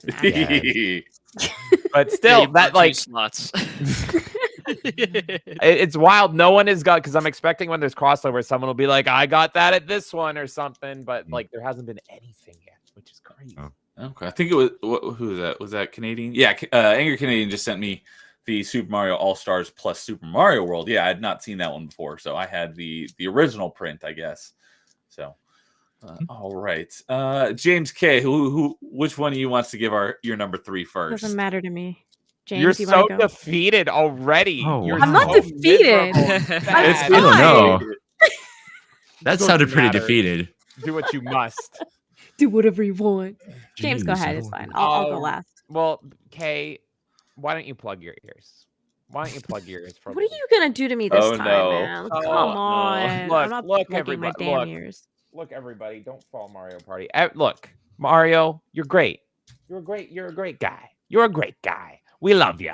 We love you so much. But move over, Mario, because the cooler, taller brother is in town. That's right. Luigi's Mansion 3. This could have easily been my number 1, depending on my spooky mood of the day. This could easily be the best game that has Mario in it, because I think he's like in the ending or something. I don't really remember. But this could easily be my number 1. I love this game. I love the Luigi's Mansion trilogy. They are freaking brilliant. They are exactly the quote-unquote horror game that I like. It's very spooky. It's very classic Ghosts Boo Haunted House. The vacuuming is so cathartic and fun. I don't want to make Nerdy Neo scream at me, but it is Metroidvania-esque. There is areas where you have to backtrack and do all that. I've heard that it is got some Metroidvania elements to it. Yeah, when you get your Switch, pick this one up. And the co-op makes it a totally different game, playing with Gooigi up there. Kay, I'm still gonna force you to play this with me because I've only played it alone. I've never been less sold on playing this game solely because it's in this list right now. Great game. Oh, And you have boy. Polterpup. You And have by the Polterpup. way, He has by a the cute way, ghost dog. you were a Luigi's Mansion fan after me. I was a GameCube fan, brother. Okay, I love Luigi's Mansion, but you've you tell him, unsold Kay. me on this game. And also, I've played this game, so I don't know what you're talking about. Actually, I love this game. I love this stupid ghost dog. He's great. he is. It's- Polterpup is great. It's so charming. The Yeah. way Luigi walks around all scared going Mario, and I love Booze. I love Booze so much. Everything spooky and haunted. If you love spooky ghost Booze. haunts, yes. Okay. Boo, yeah. The ghost. I love both of them. If I had an extra B, I love those too. But I love Booze and spooky stuff. So this could easily be my number 1. I'm honestly thinking right now, why didn't I put this at number 1? It's such a wonderful game. I love this. I love this. Hey, little where guy. does Mario appear in this game? I think he's like at the ending or something. I don't know. Yeah. I You didn't like- Wow. Yeah, spoiler, but like Luigi's on his own and he's like, I'm not a brave enough boy for this. So I he gotta has find my to big save- brother. Yeah, so he saves all these toads, and the toads are all like, "Nah, nah, nah, nah, nah." And then at the end, you have to save Mario from King Boo, King of the Boos. It's great. I didn't even know there Funny. was a Luigi's Mansion 3. Oh, It's a good Oh. game. Like it is a great game. I just hate James for putting it on this list. yeah, play number 3. 2 is getting an HD remake soon. Honestly, you can kind of You skip can 2. skip 2. I I beat honestly 2, recommend but- skipping 2. It's like weirdly hard. I beat it. It's like it's stupid hard. It's one of these games where like the levels are long as fuck because duck. But the sorry, you know me. But I'm excited. This is like an open world-esque game. Like it's an open mansion, but in 2 because it's on the 3DS. They couldn't that's have that. why I didn't know about it. It was a 3DS only game. Yeah, a Dark Moon. And so instead they make the levels super long. And so you get sections of the mansion and you have to do all this stuff. And almost every mission ends on a boss fight, but there's no checkpoints. And the missions can take you 20, 30, 40, 50 minutes. And so if you die at the final boss of the mission, all the way back, all the collectibles you searched for, everything. And it's exhausting. That's yeah. defeating. So hopefully with the Switch remake, they add checkpoints. I would recommend it under that scenario, but 3 is the best. 3 is wonderful. It's all the charm of 1 with the greatness of the Switch. I love it. Love it. One of my employees had, I told him about the list that we had going on tonight. He's like, oh, it's a Mario game. I'm like, no. What's your favorite game that Mario's been in? He's like, oh yeah, Luigi's Mansion. By far. So yeah. So I had an employee of mine do the same exact thing. So yeah. It's so good, and it's unpaired. Like, there's no game that comes close to that spooky charm. And I don't know why games don't go more into that. If there's games out there like Luigi's Mansion that have that like kind of Disney's haunted house feel, tell me about it. I want it. So it's great. All right. You're all so mad. Okay, you need some catharsis. So I do. And you know what? I am going to talk about a game that is actually one of my favorite games of all time. Okay. And it's only in number 3, which is insane. If this was a different list with different kind of things that we're ranking it on, criteria, yeah, that's the word I was looking for, this might be higher up on my list. But I picked Paper Mario Thousand Year Door as my number 3.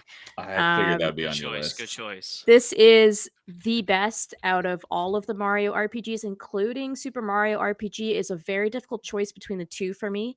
But like Paper Mario on the N64, while it is a great game, Paper Mario Thousand Year Door it takes it to a next level. It is a perfectly rounded RPG. You don't need to play any other games in the series in order to really experience all of the Paper Mario games. If I were to ever suggest this series to anyone, I would say this.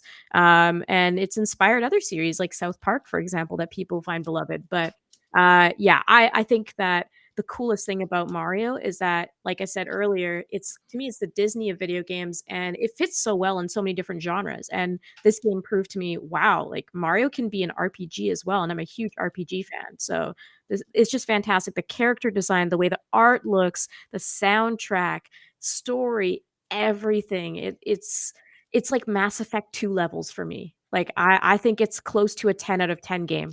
I can't complain about it at all. So that is my number 3, and it's almost sad to say it's 3. It almost should be higher, but in this it's 3. I'm curious, did you play that before or after Super Mario RPG? I played Super Mario RPG first. Okay. Yeah. And I do love it as well, but yeah, Paper Mario, Thousand Year Door. I know whenever people so cuz I know there's Paper Mario originally launched on N64, and then there was Thousand Year Door. Was that a GameCube game? GameCube, yeah. Okay. How many other games are there in the Paper Mario? Then you get into the Wii one, which is also decent. Super Paper Mario. Then there's like another one, I think, after that. There's the Color Splash one as well with the Wii U and the 3DS. And then we get to the Switch with the Origami King, which I was not a fan of. So I tried playing Origami King and she wouldn't let me. I thought it looked cool because it looked like horror-esque. Like all the origami characters turn into like husks of their former selves or something, and I'm like, this looks great. Like Peach is like a zombie or something, and she didn't let me play it. So. I mean, you can play whatever you want. It's not good. Play Thousand Year Door first, and then you can play whatever you want. Watch series. me like Origami King better. You probably will like Origami King. I can with. Why? What will I like about it? What makes it? Because special? I mean, just again, this is now me and Kay being back on the same side with how RPGs are and knowing what your RPG take is, and now you liking the horror ass stuff. It didn't have that as much as you think, but the trailer made it. Yeah. No, it's a very boring game. It's very, very stale. It doesn't have a lot of RPG. I never finished. I didn't finish it. Like you think about like James, I know you haven't gone through Super Mario RPG yet, but like Thousand Year Door, it has that same level of charm, if not more, and it kind of feels like more modern charm, if that makes sense, but in a good way. It's a really nice, cozy story. The weird cloud lady is very attractive, so I do want to play it. He'll probably like Origami King more than Mario RPG. I'm gonna throw Thousand Year Door, the thick cloud lady. You know what I know, but I'm gonna throw a fit because Jason might be right. But it's okay. When it comes out on the Switch, I'm gonna make James play it day one. Thousand Year Door. But I hope that remake is good. I really hope it is. They've already censored some of it, and that irritates me. But whatever. If I can get more people playing the best RPG game there is for Mario, fine. I'll be with you on that. Yep. And where I was going with that is that given that I didn't even know how many games were in the franchise, I do know that a lot of people are who are fans of Paper Mario are like die hard about Thousand Year Door. So I know that's probably regarded as the best of that franchise. And when 100% is, yeah. And I forgot to mention one. Sticker Star is also another one. The 3DS one, yep. Yeah, and it also wasn't that great. But yeah, if you're gonna play any Paper Marios, Thousand Year Door and then the one directly after on the Wii, I would say those two are kind of the section to stay in. If you become really passionate, then go back to 64. I think you could still kind of find enjoyment, but it's a bit more basic. And you said Thousand Year Door has not been ported to Switch. Is that right? It's been announced, so we're just waiting for it to come out. Yeah, because I'll be coming out holiday this year. Just sorry. I'm not giving inside information of what I know because of my job, but I bet she was coming out at the end of the year. A very educated guess. Okay. Because when I had heard lists of people talking about like what games they want brought to the Switch, that's often a highly requested one. Thousand Year Door, Wind Waker. I mean, which are both like two of my favorite games to exist. So I have a feeling they haven't brought Wind Waker because everyone would want the Wii U version, but you can't bring all the Wii U features over to the Switch. But I would love if they can find a way to make it work. They could make it work, though. I mean, this is totally off topic, so I don't want to go too much into it. But just like with Mario Party on the Switch, where you can connect two Switches together and you can make it so you have different mini games, they could do similar, where they could be like, okay, you want to own two Switches in your house. Most households have more than one because they have more than one Nintendo found in the house at this point. You connect two Switches together, you have the option to then have the map on the second tablet. You could do it. Yeah. So, and Cult of Carl is agreeing that the best Mario is Paper Mario. How's it going, Carl? I agree. It's a great game. So, all right. Well, if that brings us into our top two. So I'm sure some of you guys had a real tough time narrowing it down to what your top two were. My top two were the easiest top two. Same. The top two were the absolute easiest. Same. Interesting. Okay. For me, they're like they swap in my headmates tell me this is number one and this is number two, and they go back and forth. That's my problem. That's crazy because for me it was like confident 1, 2. Okay, now I'm at 3. Maybe this. And then got to 5, and I was like, "Ooh, what am I eliminating? That is like a 6." No, my top 3 are like the best Mario games, but Kirby Superstar is a confident 4. I'm gonna hurt some feelings for number 2, but I don't care. I'm already mad at you. Lay it on us, Jason. I'm already mad at you. My number 1 was super easy, but my number 2 was just as easy. But if I had to go from am I playing a game by myself or am I playing games with my friends? No spoilers for number 1, but it's kind of spoiler. But my number 2 is Mike Tyson's Punch-Out.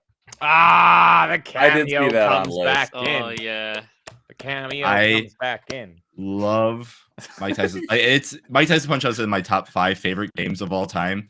And Kay's regretting her life decisions right now. Mario is the referee because I can put it on this list because I love that game so much, and thank goodness Mario's in it. And he's counted 10 for me to knock out Mike Tyson so many times in the first round. Thank you, Mario. I love you, Mario, for doing that for me. Oh, let's go. So silly. You don't even care about the cameo. Again, it's another case of you not caring about the cameo. Oh, I care with him putting his hand up and saying TKO. Why Mike Tyson's lying on there. I have a question. My favorite Punch-Out is actually the Punch-Out on the Wii. I love that game. I would love a port without motion controls. Do you remember if Mario's in that one? I can't remember. Donkey Kong is though, or no? Yeah, Donkey Kong's in that one. Donkey Kong is, but no, he's Mario. in the newer one. Yeah, no, Mario's not in the Wii one. I know that. For sure. There's a newer one. Wait, what? Than the Wii? No, I think the Wii one. So I think I'm mixing up games right now. The Wii is the newest version. You can purchase. Yeah. For most and Donkey Kong is in that one because he's the secret fight. But no Mario, no referee Mario. Okay. No. But that's why again. Is Mario in the crowd for that one though? Oh. I'm looking it up right now. I think he might be in the crowd in the front center, like kind of more to the left. Give them more ammo, okay? Yeah, I know. I'm just. You might have to rewrite their list in real time. I don't see him, to be honest. Oh my god! I don't think he's in that one. I have a gut feeling that there's a character that at least looks like Mario in the crowd, close to the front left. No, the crowd is like you can't even tell who they are. They're like they look like piss, like they're yellow piss outlines or something. Maybe I'm thinking of the level in Ultimate. No, I don't know. Yeah, no revisionist history, man. No, in Smash, there's a you can dress as referee Mario, and so people take photos of that. But I'm not giving any of you ammo. Anyways, that's why Mario is a Punch-Out, and again, he can count to 10 for Mike Tyson. He can count for 10 for Super Macho Man. He can count to 10 for my Ball Bowl 2 fights. Glass Joe, all my fights. He is in one of my favorite games of all time, one of my favorite technically rhythm games of all time too. So I mean, so true. He is Mike Tyson's Punch-Out is one of my favorite games, and yes, also thank you Mario for counting for me because you were my favorite Mario in that game. I respect it. I went as Little Mac for Halloween one year. I fucking respect. Sorry, duck and respect it. I shouldn't be allowed anywhere, but yeah, I did. I did the pink. I found a pink hoodie, and I'm like, there we go. There we go. Cult of Carl coming in saying, "Did nobody say Hotel Mario yet? If not, y'all frauds." Well, I still got 2. We still got 9 more to go, so you never know what's going to show up on the list. We still got Mario's Missing Puppy popping up on this list. I was thinking that. Who's going to mention Mario's Missing? Could it be me? Could it be Kay? It's going to be Kay's number 1. Cult of Carl might have mentioned a game that I have on my honorable mention, unfortunately. Oh, I've always wanted to play that. Dance Revolution with Mario. Own it. I didn't even know that existed. I've never played it. Yeah, DDR. Literally on the shelf. We own it. Play it. I want to. We have a DDR pad too. Let's stream it. Okay. I'll sweat for you. Perfect. And people see I have one right there behind the. There you go. Oh, I see it. I see it. Okay. All right. James, you want to give us your number 2? Me? Or does Kay want to go first? Her? Let's have Kay go first. Wait, we're at number 2 already? Oh my god. Since James went first on the number 3. Okay, so I'm going first. Okay. I picked, let's guess. I don't know. Maybe it's something we're named after. Super Smash Brothers Melee. I picked that as my number 2. That is my favorite. Brothers. Are you actually for real? Oh, is this a troll? no. Are you actually serious? Uh-oh. I think he's being serious. I'm Are serious. you actually being genuine that you think Melee is the worst Smash Brothers? Wow. I didn't say it's the worst. It's not as good as people say. It's amazing. What are you saying? It's good. That game is like, it's the most polished, like good feeling Smash Brothers that there is. 100% it is. Oh, all right. I guess Mario's gonna tear. Oh, you cut out. You cut out. I promise Mario- it wasn't me. Mario tore us apart so much he got his mic ripped out. Kay ripped it out because he insulted our brand. There you Jason, go. we can't hear you. We can't hear you. We can't hear You're you. You're silent. Kay's under your desk pulling cables there. So yeah, there you go. That's what you get for bad mouthing Melee. Exactly. I think Brawl is the worst Smash personally, and I think Ultimate is the best. Carl thinks No. Brawl is better. No, I don't know that's hate true Brawl. because I don't believe that opinion. I believe Well, Melee is Brawl- the best Smash Brothers. Brawl had Subspace Emissary, which is something that should have stuck around, but they Yeah, changed it out. I appreciate it. Don't get me wrong. I do like that mode, but I don't want to like debate too hard when Jason's like, I can't do anything right now. Yeah. I still can't So hear I'm you. trying not to. Jason, I will scream when I can hear you. Currently, we still cannot hear you. Are we back? Yes. There. Yeah. Yes. Hi. Are we Hi. Yes. Yeah, we can you're hear We're you good. again. We're good. Okay, what were you saying? And then I'll Now go on fight. my autistic rant. I said I think Mario is going to be the thing that tears Kay and me apart. I think so too. I really do think so because I do think Melee is the best Smash Brothers. That's an answer I'm very, very So- confident on. Perfect size for the amount of characters in that game. Every single character feels great. You get into the later games and they change the weight class a little bit. They change how characters move. Then you get to a point where they add too many characters. The characters feel like they're like very mismatched. I think Melee is just the perfect size. The levels look great. Soundtrack is amazing. Just everything about it is fantastic. I love the trophy system. This is like one of the best intros. I do think Ultimate's like musical lyrical intro is the best out of every Smash Brothers. And the best Smash Brothers. Yeah. It's Let's not, go. no, I disagree with that opinion entirely, but I will say that the actual musical intro for so good. Ultimate is the best, but Melee as a whole rounded product is the strongest out of the series. I do not agree with the Ultimate argument. I think it's really silly. The weights feel so off.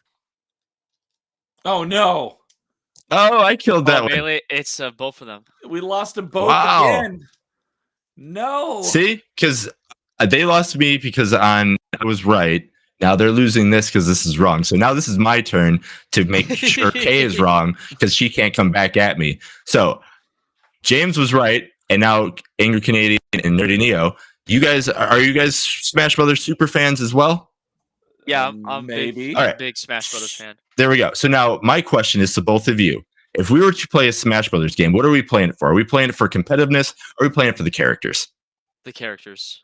So then Super Smash Bros. Ultimate is the best game because those characters in that game, you can't, like, they're the best. All the characters in that game, you cannot, that will never happen again. Like, you can't make another game with Cloud. You can't make another game with Sora. You can't make another game with those guys, Ken and Ryu. Those guys will be in that game and only in that game. So if they make another Smash Brothers, we'll never get what we got. No, I totally agree with you with the roster. Like, you have all these amazing characters you get to play as. I mean, we have Banjo, right, and King K. Rool. But I can understand K's point of view, whereas like Melee felt like such a more compact game. Like, it's not this massive game like Ultimate is, so it's like it's more achievable to like play through Melee and manageable. Yeah, but no, I agree. Like, Ultimate has an amazing roster. I have every single amiibo on my shelf, and that was like a 10-year project, collecting all of those amiibos. So I agree. I love Ultimate for the characters. I don't know about the gameplay as much, especially since they update it, right? They always seem to update. They'll tweak things here and there, whereas like Melee has always stayed the same, and I think Brawl has always stayed the same as well. But again, I mean, yes, I mean, I'm from the fighting game community. Yes, Smash Brothers is a fighting game. Yes, I get, but again, we're here to play it as fun, and I want to play these crazy matchups. I want to see Ridley versus, Sephiroth. I want to see Donkey Kong versus, Ken. I want to see all the Swords characters that are from Fire Emblem that, Kay's not here, so I can make fun of Fire Emblem. I'm not the biggest fan of. But I want to see all these Sword characters from that game go against, every other character from the Mario world, from Peach, from Rosalina, from, Daisy's, all that stuff. So, yeah, I mean, I don't know. I'm a Smash Brothers Ultimate fan, and I think it's fun because of the characters, because, again, I'm playing it for the characters. Yeah. Not for the gameplay. I think another thing you can say too is if you were gonna introduce people to Smash, and it's not competitive, just for fun, like a party game, 100% I would choose Ultimate over Melee, because Melee is like very technical, and it's just not something that like I can comfortably give to a brand new person to try out. So Ultimate would definitely win. It's more user friendly, and then you're just having fun with it. You're not like being super competitive with it. And that's what Smash is. Okay, I didn't say anything bad about Fire Emblem. I didn't say anything bad about anything. I totally believe you. Like, Melee is just, it's got the best charm out of any Smash Brothers. The way the combat feels is perfect. The size of the team is perfect. The levels are perfect. The music is perfect. I can't stress it enough how good that game feels. And that, to this day, the preferred way to play Melee, or sorry, any Smash Brothers game, I should say, is with the GameCube controller. And Melee is the one that's built the best around the GameCube controller because that is what it's native to. And they made this controller, and it's just as good. No, it's not. You're lying. It's not. I'm not lying. No. There's no way. The GameCube is the best way to play. Wait. What controller? Everything's breaking He apart. showed the Pro controller. The Pro controller is great, but I will give the point to K on the GameCube controller. Feels wonderful. It's not bad. Smash. I agree on that. Smash Brothers is built around the GameCube controller, and Melee is the one that brought that. So... Ultimate is great with the GameCube controller. It is. I mean, I love the GameCube. So I mean, I love the GameCube controller. So if you give me a GameCube controller, I love that too. So I can't. The points I will give to Ultimate, because I do still think there are good things about it, is I do love like the soundtrack mode in it. You have so much access. I love that you can change the battlefield to a certain style and you can randomize it to any level. And I do like the characters that are in it. It's obviously the biggest Smash Brothers. I have an issue with how they all match up against each other, because I think it's similar to when you get into games like Overwatch and stuff like that, where you introduce too many characters and then there's like mismatches and it changes the pace of the game completely. But I do think, like, if you're looking for the best roster in terms of like characters you could never play anywhere else, yeah, Ultimate wins that part. But at the end of the day, like, Melee is just the best feeling one. They nerfed Ganondorf, for example, in the newest one. Ganondorf doesn't feel good at all anymore. And he wasn't like the best character, but he was still playable. Every single character in Melee, the best version of that character is in Melee. But you can still play as Ganondorf. Like, this is coming from a fighting game guy. Game. It's I know. You're a fighting game fan. You're a fighting game fan. If anyone's going to understand it, it's you. You're a fighting game fan. So who cares if they nerf a character? Play another one. It's a fighting game. That's the whole point of the fighting game. If I pick a character and they don't move as well as they would in another version, why would I play this version of the game? What? So you're okay. Now we're in trouble. So if you play Street Fighter 2 and Zangief sucks, and then you go to Street Fighter 3, he's not in the game. Are you going to play Street Fighter 3? Well, that part, I mean, whatever. If the character's not there, the character's not there. But if there's the best version of that character, I'm going to play the game with the best version of that character. But is Street Fighter 2 a good game? I'm not going to play a nerfed version of a character. Okay, but then you don't want to play Street Fighter 4 where Zangief's back, or like Ken or anybody's like that's back. Like, there's other games you could play with other characters that become better. Doesn't mean the game before that or after that's bad. But like half of the roster feels off. It's not like it's just one character that they botched. It's like a majority of the roster that feels awful when you're playing it. And by the way, the actual like prioritization between hits is off as well.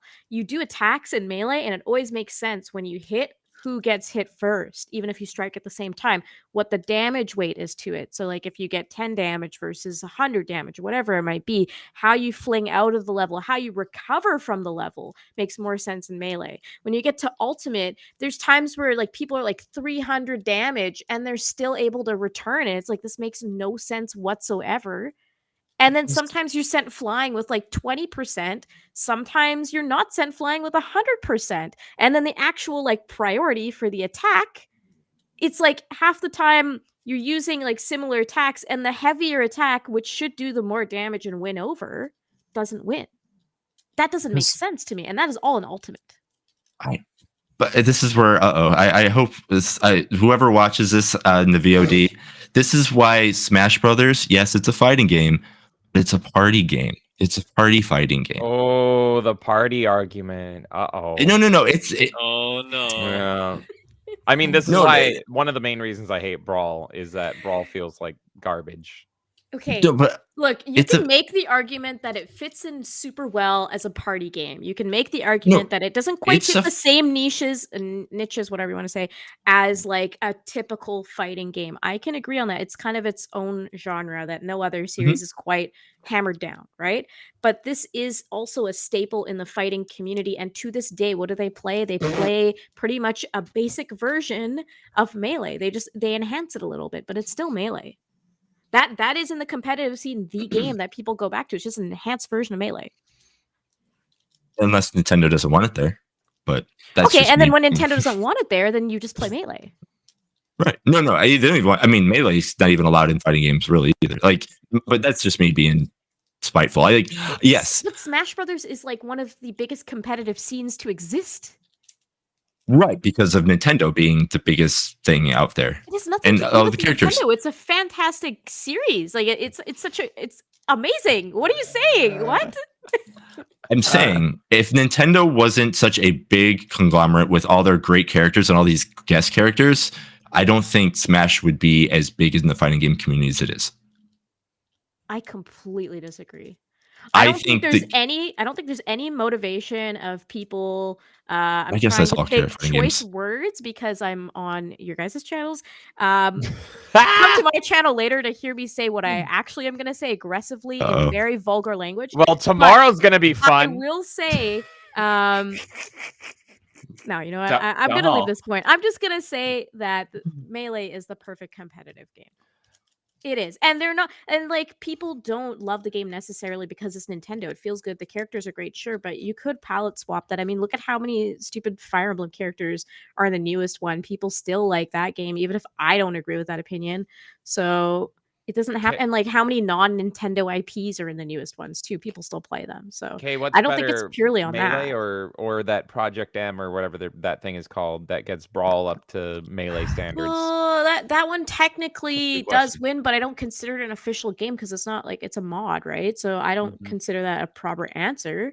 but it's literally just taking Melee and polishing it up to be to the standard that fighting games like the community wants, right? So the basis is Melee, though. At the end of the day, I played that a little bit. That you're talking about for Brawl. Yeah. And, I was a big fan of Ganondorf in Brawl, and then that Project M like totally nerfed him, so I wasn't a fan of that. Oh, really? Project M Samus is amazing because you can swap out the missiles from regular to ice missiles, and then all your attacks become ice attacks as well. Like her normal fire attacks or ice attacks, and it just made her a lot more fun to play with. Angry Canadian, I like what you said in the chat. Persona being added to Smash was cancer. Same with Minecraft. I 100% agree. Mention that because Carl said that Joker and Ultimate makes it better than Melee, and then Angry Canadian is saying that Persona and the Minecraft characters work. Here's what's great.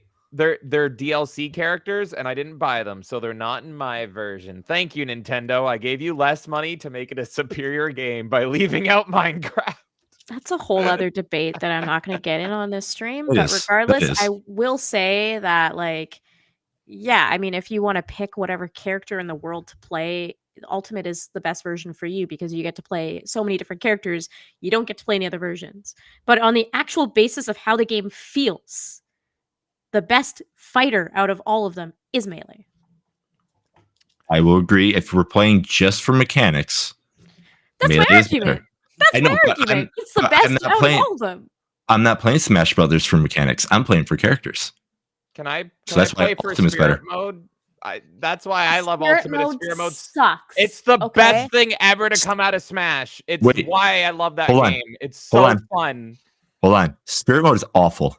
It's the only reason it's the best one. It's awful. It's so fun. The trophy system was better in Brawl. Spirit Mode did suck. I love it. I hate. I think Spirit Mode is awesome.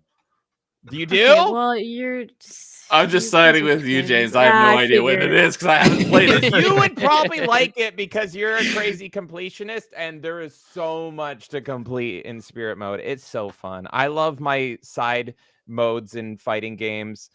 Spirit Mode it reminds me a little bit of Conquest, which is probably why I like it so much. I have no idea what Spirit Mode is. I was just it's the unique mode in Ultimate. It's the story mode, and everyone dies in the whole universe except for Kirby because he's literally a god eater. And then you just are going in this big huge map, and you're slowly reviving all the characters that have been killed. And you collect it's Universe's version of Subspace Emissary. Yes.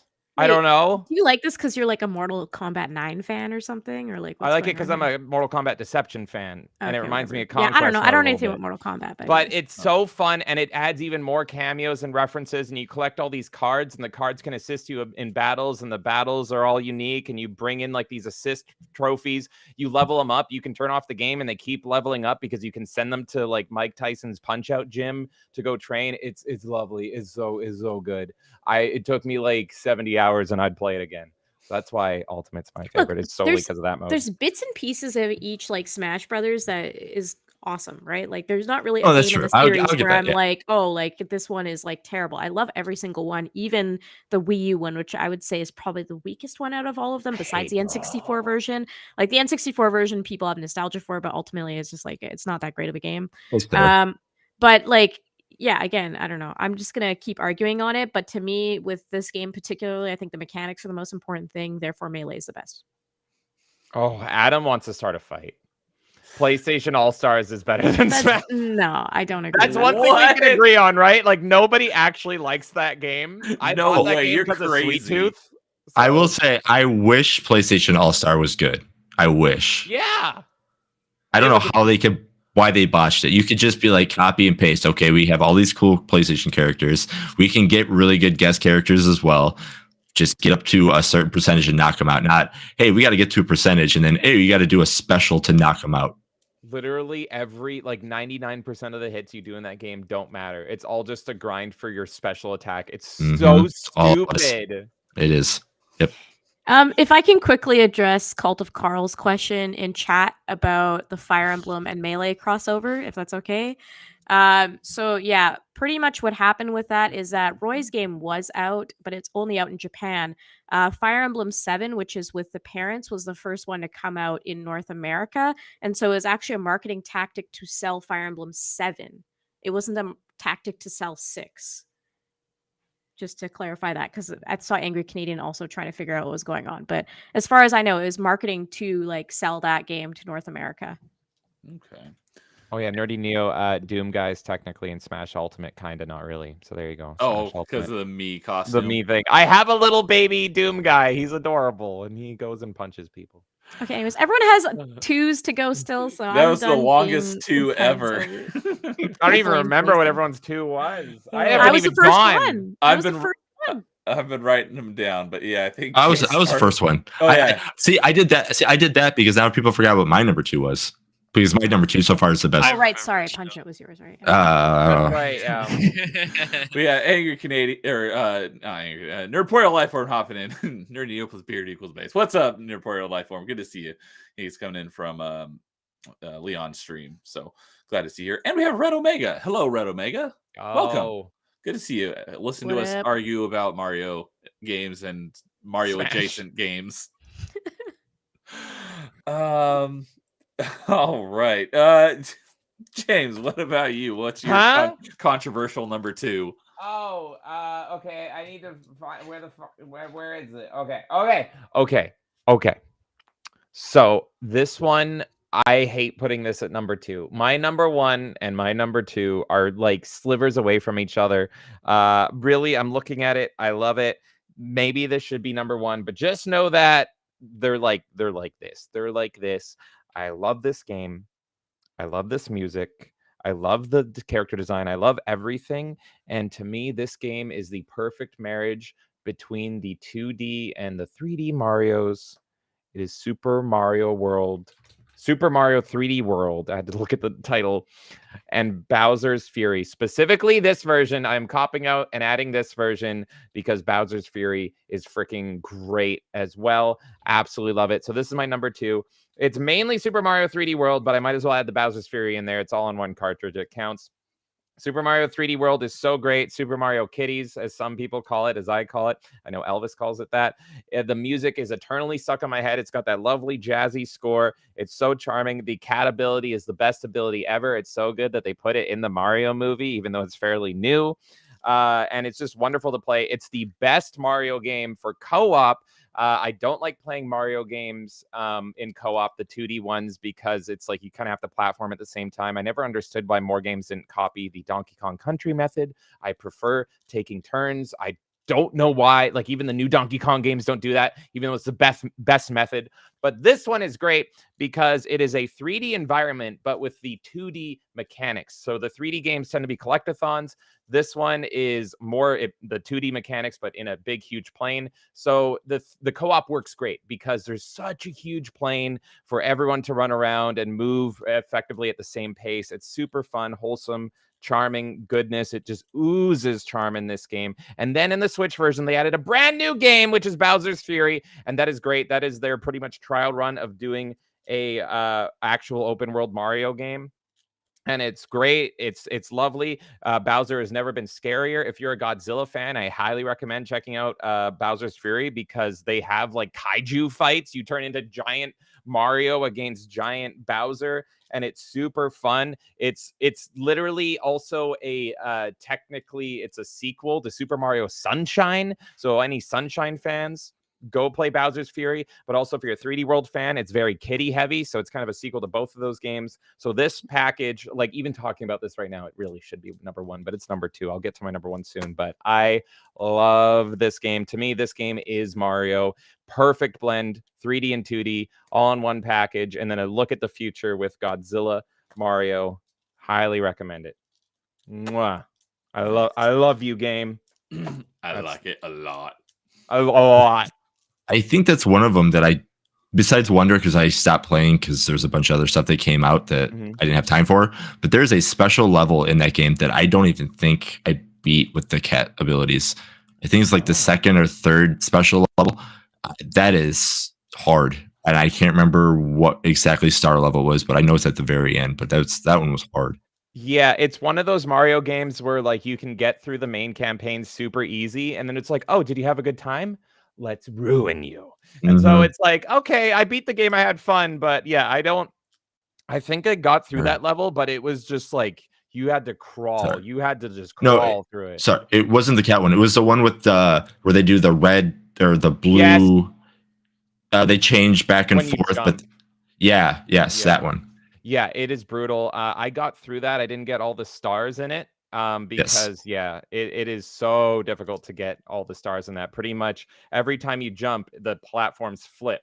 And so you have to mind your jumps and it will just one-shot you. But that is in the after credits levels. Yes. So yeah, I don't even really think about them. They give me trauma. But they're there to test your metal for sure. But the core game I love so much. Well, hopefully this doesn't lead us down a long tangent, but Carl had a good question about you saying that an open world Mario game, does Mario 64 and Sunshine not count? What do you mean by open world? It is so those games are like kind of open areas, but Bowser's Fury is like one big open world. There is no there's no like loading into a different area. There's no like different sections. It's like a great big freaking island and everything happens here.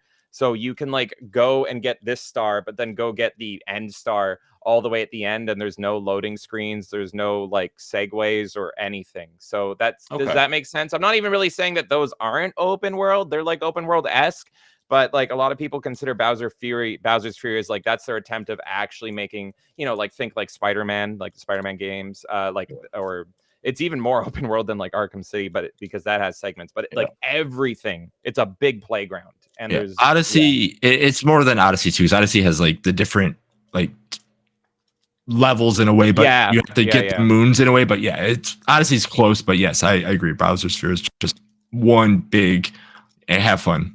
Yeah, it's a big jungle gym, and there's no loading or anything, and it's honestly a great playground. It's also the only Mario game I've 100%ed. I 100%ed Bowser's Fury. I got all the kitty star meows or whatever, kitty shines. Yeah, so because it was so fun just hanging out in there. So I love it. All right. I think I'll go next, leaving Canadian for last on number 2s. Surprised mine hasn't been mentioned yet, but I'm assuming that's because somebody is, if not all of you guys have it listed as your number 1s. But for me, my number 2 is Super Mario World. As I said earlier, it's what got me into gaming. It's what got me into, it was my very first game I ever owned. It is a great platformer. It's been a long time since I played it, but I have gone through and played it once more in my adult life. I played through it a bunch of times as a kid. I completed all the Star Road and all those extra bonus area levels. Just all the different like hidden routes through the world to get you to new sets of levels was really cool. I thought what they did with that, and then when you beat it, like the whole world changes color. There was a lot of cool things in that I hadn't. I mean, it was my first game, but I didn't learn all that stuff until later, until after I'd played other games. It's not like I was like an ace at it, it being my first game, but learning about all that stuff and playing it over, years of Super Nintendo games. I did have a lot of fun with that, and it did frustrate me a lot. It probably led to almost breaking a Super Nintendo controller. I never did, but I probably got close. But I did have a lot of fun playing the game. And being my first video game I ever owned definitely puts it up there. So, and also Mario World, when you found out that like different Koopas, like the blue ones make you fly, and then the red ones spits out fly. Oh yeah, the Yoshis. I'm sorry. Yeah, the Yoshis can do different abilities too. It's so good. Yeah, I forgot about that. But yeah, the blue one was my favorite because that one could fly. But yeah, the different color Yoshis was really cool. Yeah, no, there's a reason why it's the number 1 for so many people. It's peak Mario. It's peak 2D Mario. I mean, you can argue between that and Super Mario Brothers 3. But yeah, it's just Don't you essential. mean Super Mario Wonder? I beat it actually off stream. But yeah, Super Mario World is wonderful and amazing, and it's just the peak. It's absolutely the peak. And yeah, I suck at it. I will admit I suck at it. I beat it co-op with Kay. Thank you for dragging my ass through it, Kay. I appreciate it. Now I have to force you to play Luigi's Mansion, but yeah, I've literally played Luigi's Mansion, but not you haven't been my Guigi. Okay, you need to be my Guigi, okay? Or I'll be your Guigi. That sounds like a terrible like Valentine's Day card. Will you be my Guigi? There probably is one. Before we get too far and we have to pull up Cult of Carl's last message. I there beat it is. Off stream. Would you rather I beat it on stream? A camera was on? What? Thank you for that, Carl. That was great. I did not pick up on that, and I should have. All right. Well, that'll bring us to Angry Canadian for his number 2. What do you got for us?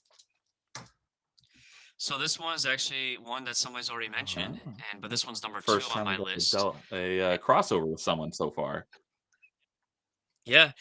And so for me, number 2 is Paper Mario Thousand Year Door. And I've played just about every single Mario RPG game.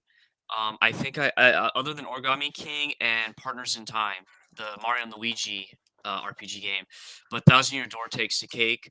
I like everything about it, with the companions that you use to fight alongside with you, the library, or the enemy like catalog that you use to, like, collect their information, and you can go back and see what enemies you fought. Everything to like the little gimmicks in the game, as well as the story's amazing.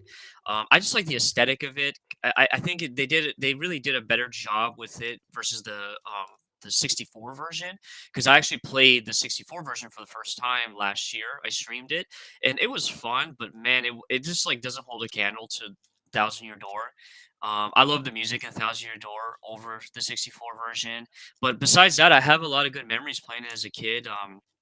Playing it on like on the weekends and whatnot, and just like trying to find every little thing. One of the cool points about the game was you could change your costume out. So like you can find the Wario badge costume and the Luigi badge costume, and you can like change into either one of them. But if you combine them together, you can actually wear Waluigi's outfit in the game, which is really cool. So that was and those were things you had to find in the overworld, like in the different areas you went to. They were just like hiding out. Besides that, I don't know, just like it's a really solid game. Like I every time I play it, I never like really like not enjoy playing it, versus like some of these other like Mario RPG games where it's like a little tedious or annoying. But the other point, actually, when I was a kid, I actually never beat it. The final boss is really hard. At least when I was a kid, I didn't play it correctly, so I didn't like level up correctly or like have the right badges. But when I played it as like an adult, I knew how to play the RPG correctly, and I was able to actually finally beat it as an adult. So that was kind of like a really cool like achievement. It was like I finally beat this game. So yeah, that's number 2 for me. All right. Yeah, we kind of already talked about that one a bit earlier. So, but looking forward to the remake. Yeah, good pick. So that will bring us into our top number 1 choices. But before we get to that, we have some honorable mentions. So, we're doing those first. Okay. Yeah. Okay. So, as I said earlier, it was kind of difficult for me to fill out a list, so I actually don't have any honorable mentions. So I will leave it up to you guys for honorable mentions. You have 0. You have no zero honor. Honorable. Get him like you got me. Get him. You don't even have 1, like just even 1. I'll let you guys go first, and I'll see if I come up with anything. Maybe you'll give an update. You'll give an update to one of our honorable mentions, because I've got like Duck 12. I've got like a lot. Yeah, Ducking 12. Ducking 12. Effing. Use effing. That's what I use a lot. There you go. I'll try. My parents didn't raise me right. Who's going first? Whose honor is going first? I'll go first. All right. So, because of some of the games that Kay doesn't agree that are Mario games that I 100% do. My honorable mentions, I got now Mario World and Mario 3. Yes, Mario World is great. Mario World should be my number 4, because this is where Twin Snakes was. But thanks for putting Kirby, James, because then you made me fill out where I wanted to put Twin Snakes. But Mario RPG is on my honorable mentions because I love honorable mentions. I love Mario RPG. It's so good. And then Smash Ultimate on my honorable mentions because I like Smash Brothers, but I like the characters in Smash Brothers. But one that I'm going to say, and I hope I get a good reaction out of everybody, I love Fortune Street. Yeah, that's a good game. Yep. Oh, I figured someone was going to mention I love Fortune Street. It's so good. I mean, it is.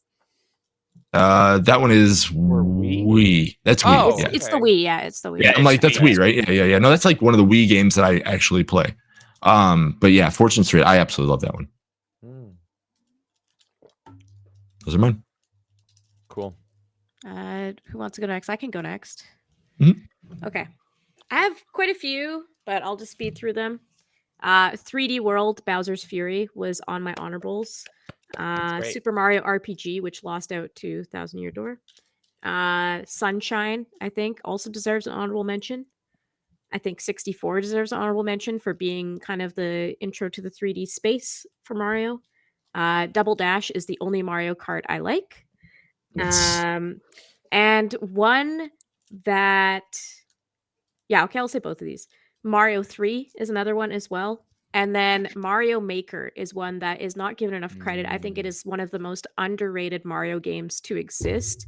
It's fun to create the levels. It's fun to play the levels. It's fun to try your friends' levels. It's so much fun just playing random levels as well. Like going on and being like, what's this one? And you just get thrown into chaos. Yeah. Yeah. So I would 100% say Mario Maker should have been on my list. And that was one of the ones I struggled to keep off. I think Rule Goldberg machines, those creations that they do for Mario Maker are so insane. Like how, I mean, you don't do much except for a couple things, but it's like, how did you take the time to make sure that these pieces that are in this game to do that? I have patience in fighting games, but to do that, I don't. That is insane what they can do for those. Yeah, I some of my levels I took like a day on, and they are nothing.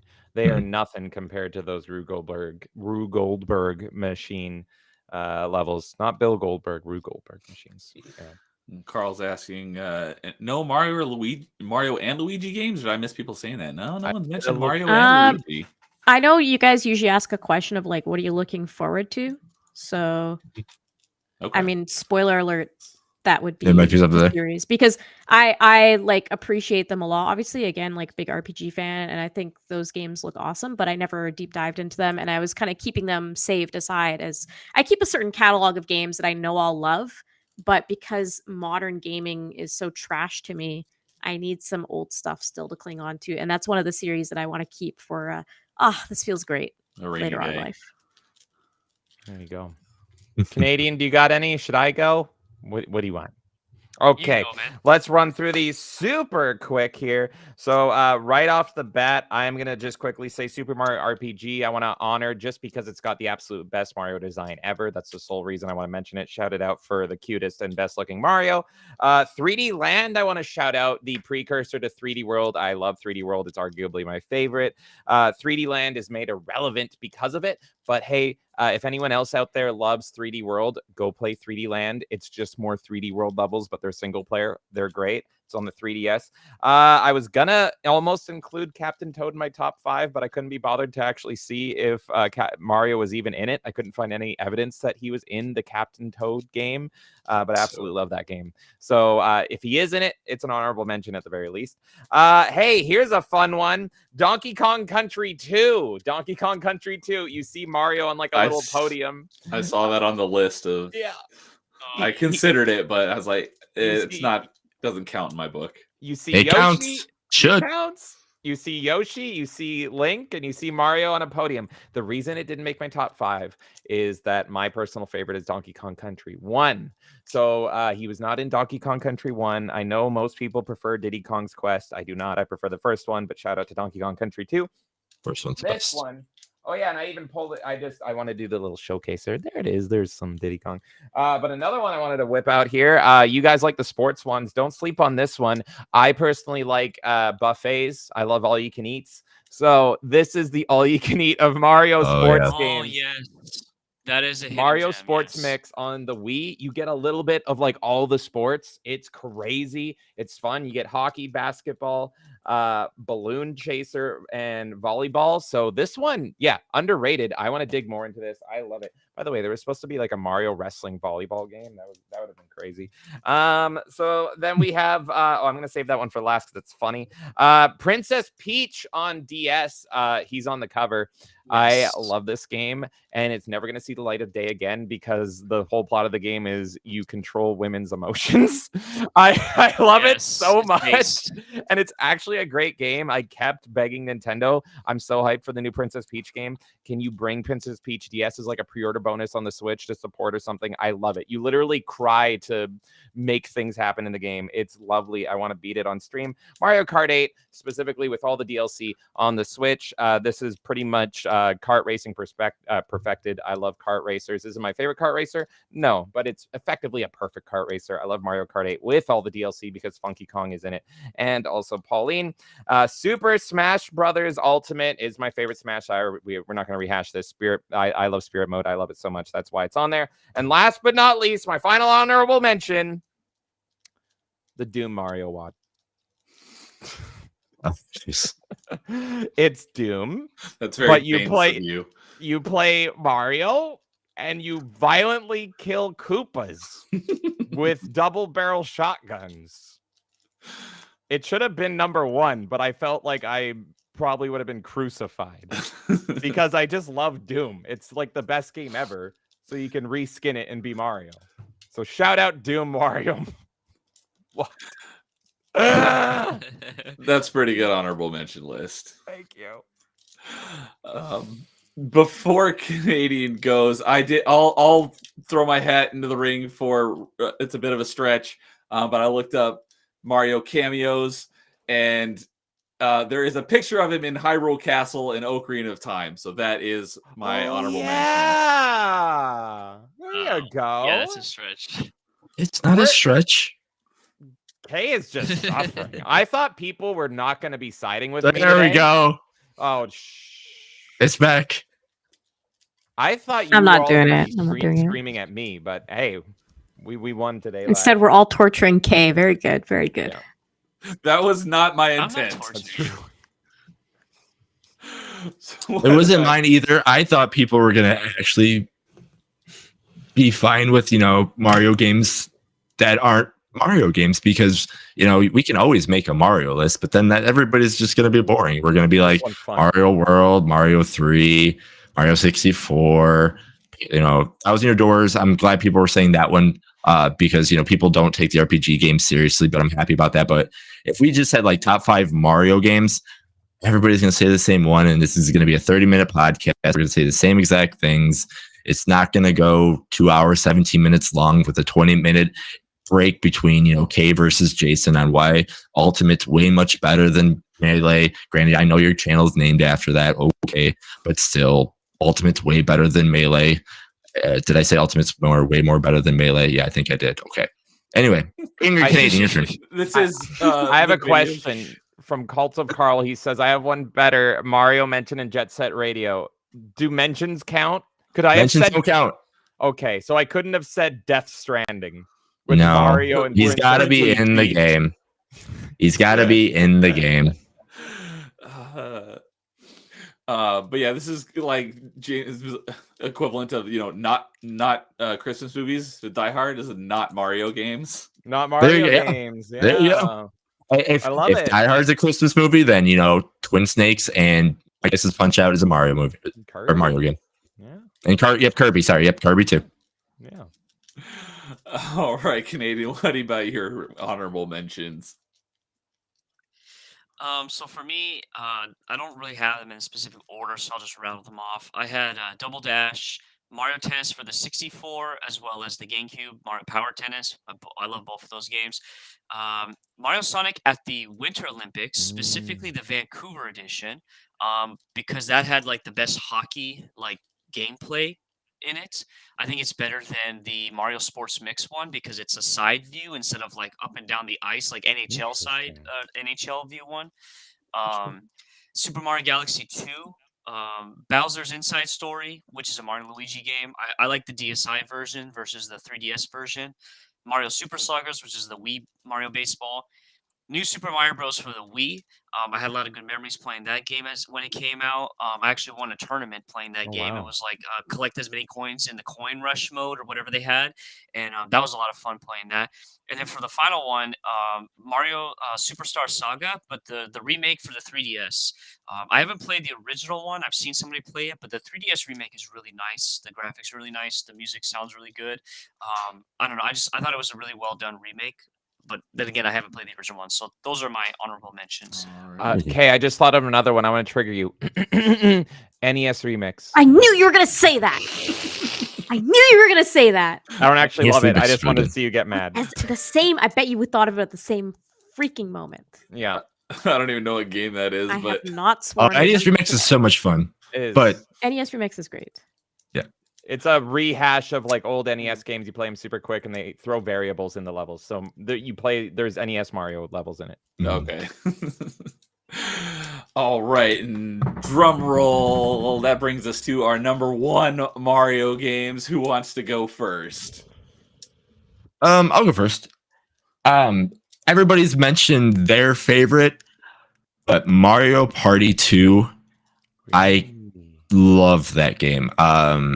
If somebody says like, "Hey, everybody, let's play like a game together," I'm busting out Mario Party 2. Just because I love the maps on it. Yes, they brought a lot of them back on the Switch, but again, I'm not the biggest fan of the N64 controller. I hate it. I love the people that show certain ways to play it, and the one person showing to use the playing on the D-pad, but using your thumb this way to do that. I love that kind of stuff.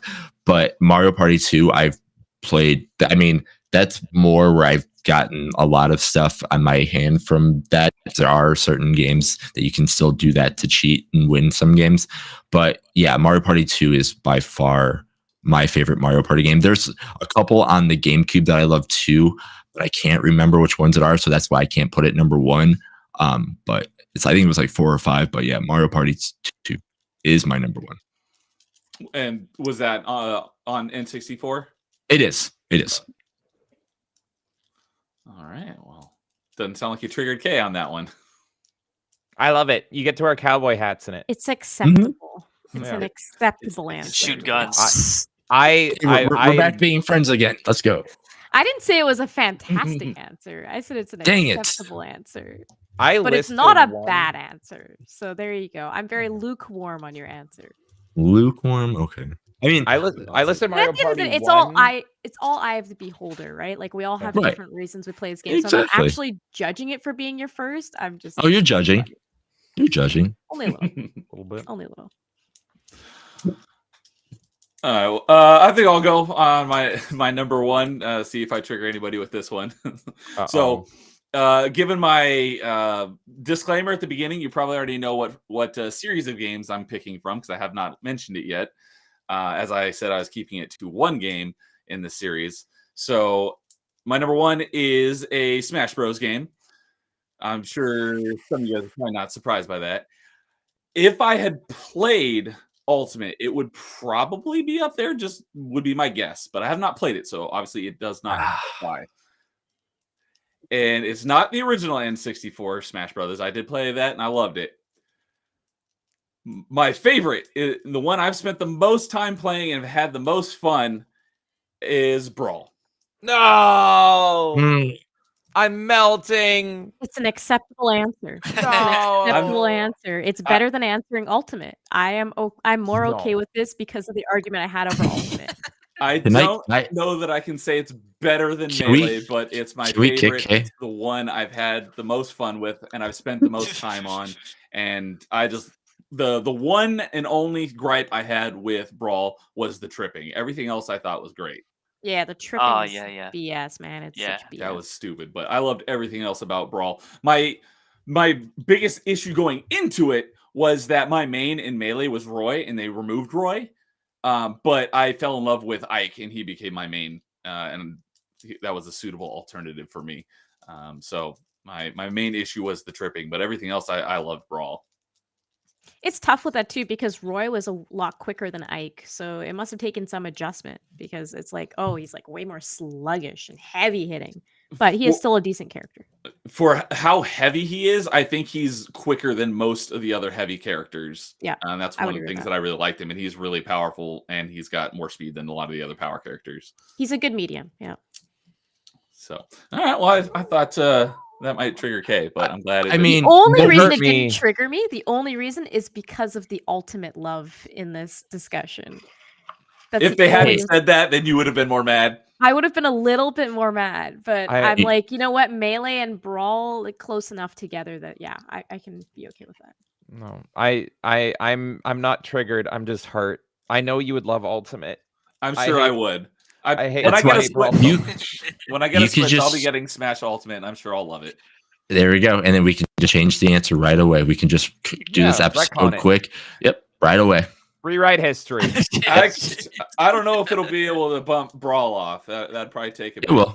No, it won't. I will. You'll play it and you'll be like, oh, wow, this is just a better Brawl. You're the only other person that will like Spirit Mode with me. Elvis as well will like it. But yeah, the three of us will form a new triad. I promise. We shall see someday. I will let you know. Okay. I will play it. All right.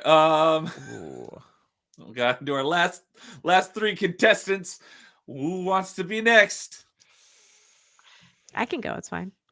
My number one is Super Mario World. That is what I chose.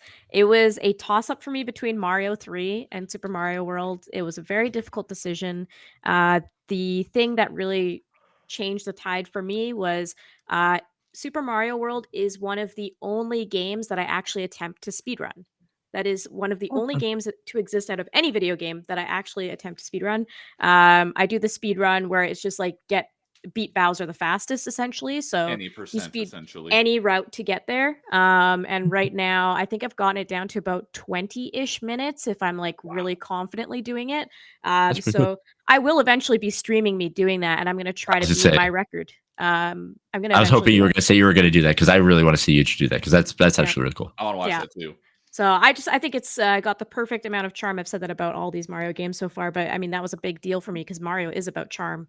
It's a beautiful game. It's a game that I can play inside out over and over again. I love all the little secrets you can find in the game. I do have some gripes with it, which is why Mario 3 was a contender. I do think that some of the boss battles get stale when you get to the point where you're like, dealing with the four rhino looking characters. There's a lot of exits that you go through, even if you find alternate exits where that's the boss battle. And it's just kind of disappointing because they could have inserted more different variety in bosses. So overall, though, I love all of the like Koopa battles and all that stuff. And I do love the very end castle as well. I love that you can choose different routes. I have a preferred route that I do in my speed run as well. So just the fact that you have that amount of flexibility with the game. And it's one of the few Mario games that I don't mind co-op because I don't have to argue and fight with you at the same time. We take turns. One thing about Mario World that I'm surprised that we always forgot to say is like when we get in the castles and you get on the grates and you can go behind and you can see Mario's face and you can see his back. And again, for Super Nintendo during the times, like, what the heck are we doing? We're going back and forth. It's crazy. Exactly. And it's the only Mario game where I have learned to perfect every single glitch you can do in the game for the most part. There are some people that will like modify the game to do glitches, and I don't count that personally as like actually doing it. But anything that is present within the game that you can glitch without modifying the game or using a different version to play the game, I'm able to do. So I just love that game. That's really cool. All right. Nice. James and Angry Canadian looks like we got left, right? Yep. All right. Who's going? I could. I can go because I feel like James is gonna drop a bombshell, and I want to be in front of the blast. I not don't know. I behind it. think mine's valid. I think it's a valid pick. But go ahead. All right, what do you got for us? So for me, this is a game that I hold very near and dear to my heart, and grew up like playing it a lot. It's one of the games where if it was a location I could visit, like in an imaginary world, I would love to go to it, and just enjoy it or whatever. But my favorite Mario game of all time is a 3D Mario game known as Super Mario Sunshine. And I don't know what the deal is with a lot of people, why it always gets overlooked, because a lot of people don't put it on their list. But for me, I think it's a fantastic game. I think it's well polished. I don't like Super Mario 64 anymore. I've replayed it, and I can't get with the controls. Like the physics and the controls and the camera in the game just are terrible compared to like what they did in Mario Sunshine. I like how the game challenges you. It's constantly challenging you by taking away Flood, which is the water backpack you have, and you have to do those levels without him. Like that's really interesting, like a mechanic or a gameplay, I should say, that they put in there. I love the music. I love listening to the soundtrack whenever like I'm in the mood for, actually in any mood I can listen to the soundtrack. And I think it's just funny because it's when we get introduced to Bowser Jr. and he's one of my favorite Mario like side characters, and just his whole story behind that is just like it's just ridiculous. It's goofy, but it's still like entertaining. And besides that, I can play this game anytime, anywhere, and never get bored playing it. I can play through like in one sitting if I really wanted to, because I never get bored playing the game compared to like some other Mario games. So, and I think it's not as like huge as like Mario Galaxy or Galaxy 2, so like it's pretty self-contained. Like you can play it and get a lot of fun out of it, so in a short amount of time. It's got great atmosphere, and it was a game that I was super jealous that, because I was an Xbox kid in this era, and it was one of those games along with the wrestling games. I thought the wrestling games on the GameCube looked really cool, but I was like, man, Sunshine just looks like so much fun and happiness, and just looks like a barrel of sunshine. And so I was really upset I didn't get to play it as a kid. I only played the not good Switch version of it, but I did. It's a really bad version. It's like you need to go back and play the GameCube version. I wonder if I wouldn't hate those non-flood levels as much, because I hated them on the Switch. You would be fine with them on the GameCube version. Also, I don't agree with you in the wrestling games. So it's not this conversation, but PS2 was the better wrestling. I know that now, but as a kid, like WrestleMania 18 looked great. Like it had. Anyways, we'll argue this later. It had to be said. Only thing I disagreed with Angry Canadian on was the polish. I don't think it's a very polished game. In what way? I feel like it's a very glitchy game in comparison to other Mario games. Like in the same way that like it ages, like Mario 64 ages poorly when you're trying to do certain types of platforming. I think Sunshine also has similar issues. Okay, I would have to go and look it up, like videos about the glitching. I just feel like it doesn't feel as tight, I would say. And that's both me playing the GameCube version and the new version. I wouldn't consider the new version in this argument at all. I'm just talking on the I'm talking about the GameCube version, but I don't find the game tight enough. Like I do think it leaves a lot of room for error. And there's a bit of clipping and stuff that can happen sometimes. It's not like, I don't think it's an egregious thing. When I think of Mario games and polish, I don't think of Sunshine. Huh, okay. I would say with the Switch version, the only point I like about it is the HD resolution to it. I think it looks amazing, like just graphically. But no, I do agree, like the gameplay was like really rough, especially when they didn't I played it right at launch, so they didn't have the GameCube port like update to it. So I played it with the Joy-Cons, and that was rough. But going back to the GameCube game, I would have to go back and look, I guess, to see like what those issues are, because whenever I played it, I never had any clipping issues or any like weird like technical issues with it. I never like tried to break the game when I played it, I guess. I don't know. I think you kind of encounter it more so even in the levels where it's like you don't have the flood. It's like weird. It doesn't quite feel like you're supposed to have that, like where you don't have the flood at all. It's weird hearing you guys talk about flood, and I'm thinking, I know. Yeah, me too. No, I think I'm remembering now. Yeah, those levels, there were some times where it's like, how does this make sense? I get Yeah, that. but Yeah. I still do love Sunshine. But Like it could have made my list very easily, but that was the only thing I'm like, I don't know if I feel that like polished thing. But I gotcha. Yeah, I think I guess I could concede a little bit. If they did polish it up a little bit, it'd probably be a lot higher on people's lists. And it's a shame that they didn't do that with like the Switch port, obviously. So, I just wish this. Yeah, I wish the Switch port was slightly better because it just looks 100%. beautiful. Yeah. So One little shout out I'll give is Sunshine is also Dude's favorite Mario. So you should talk to him about that. He loves that game. Oh, that cool. okay. All right. I remember someone saying that Sunshine was their favorite, and I thought it was Canadian, but it might have been Dude. I believe streamed together a lot more. Yeah, It's Dude's such a a huge unique Sunshine fan. Mario game. So the people that love it. Like there's never been another game like it. So it's I understand the love. I need to play the GameCube version so I can love it more. I appreciated it, but I was so angry playing through it because I played the Switch version, and especially on those non-flood levels, I felt like Captain Keys. I was just getting destroyed. We're talking about Halo, right? Yes. That's great. That's great.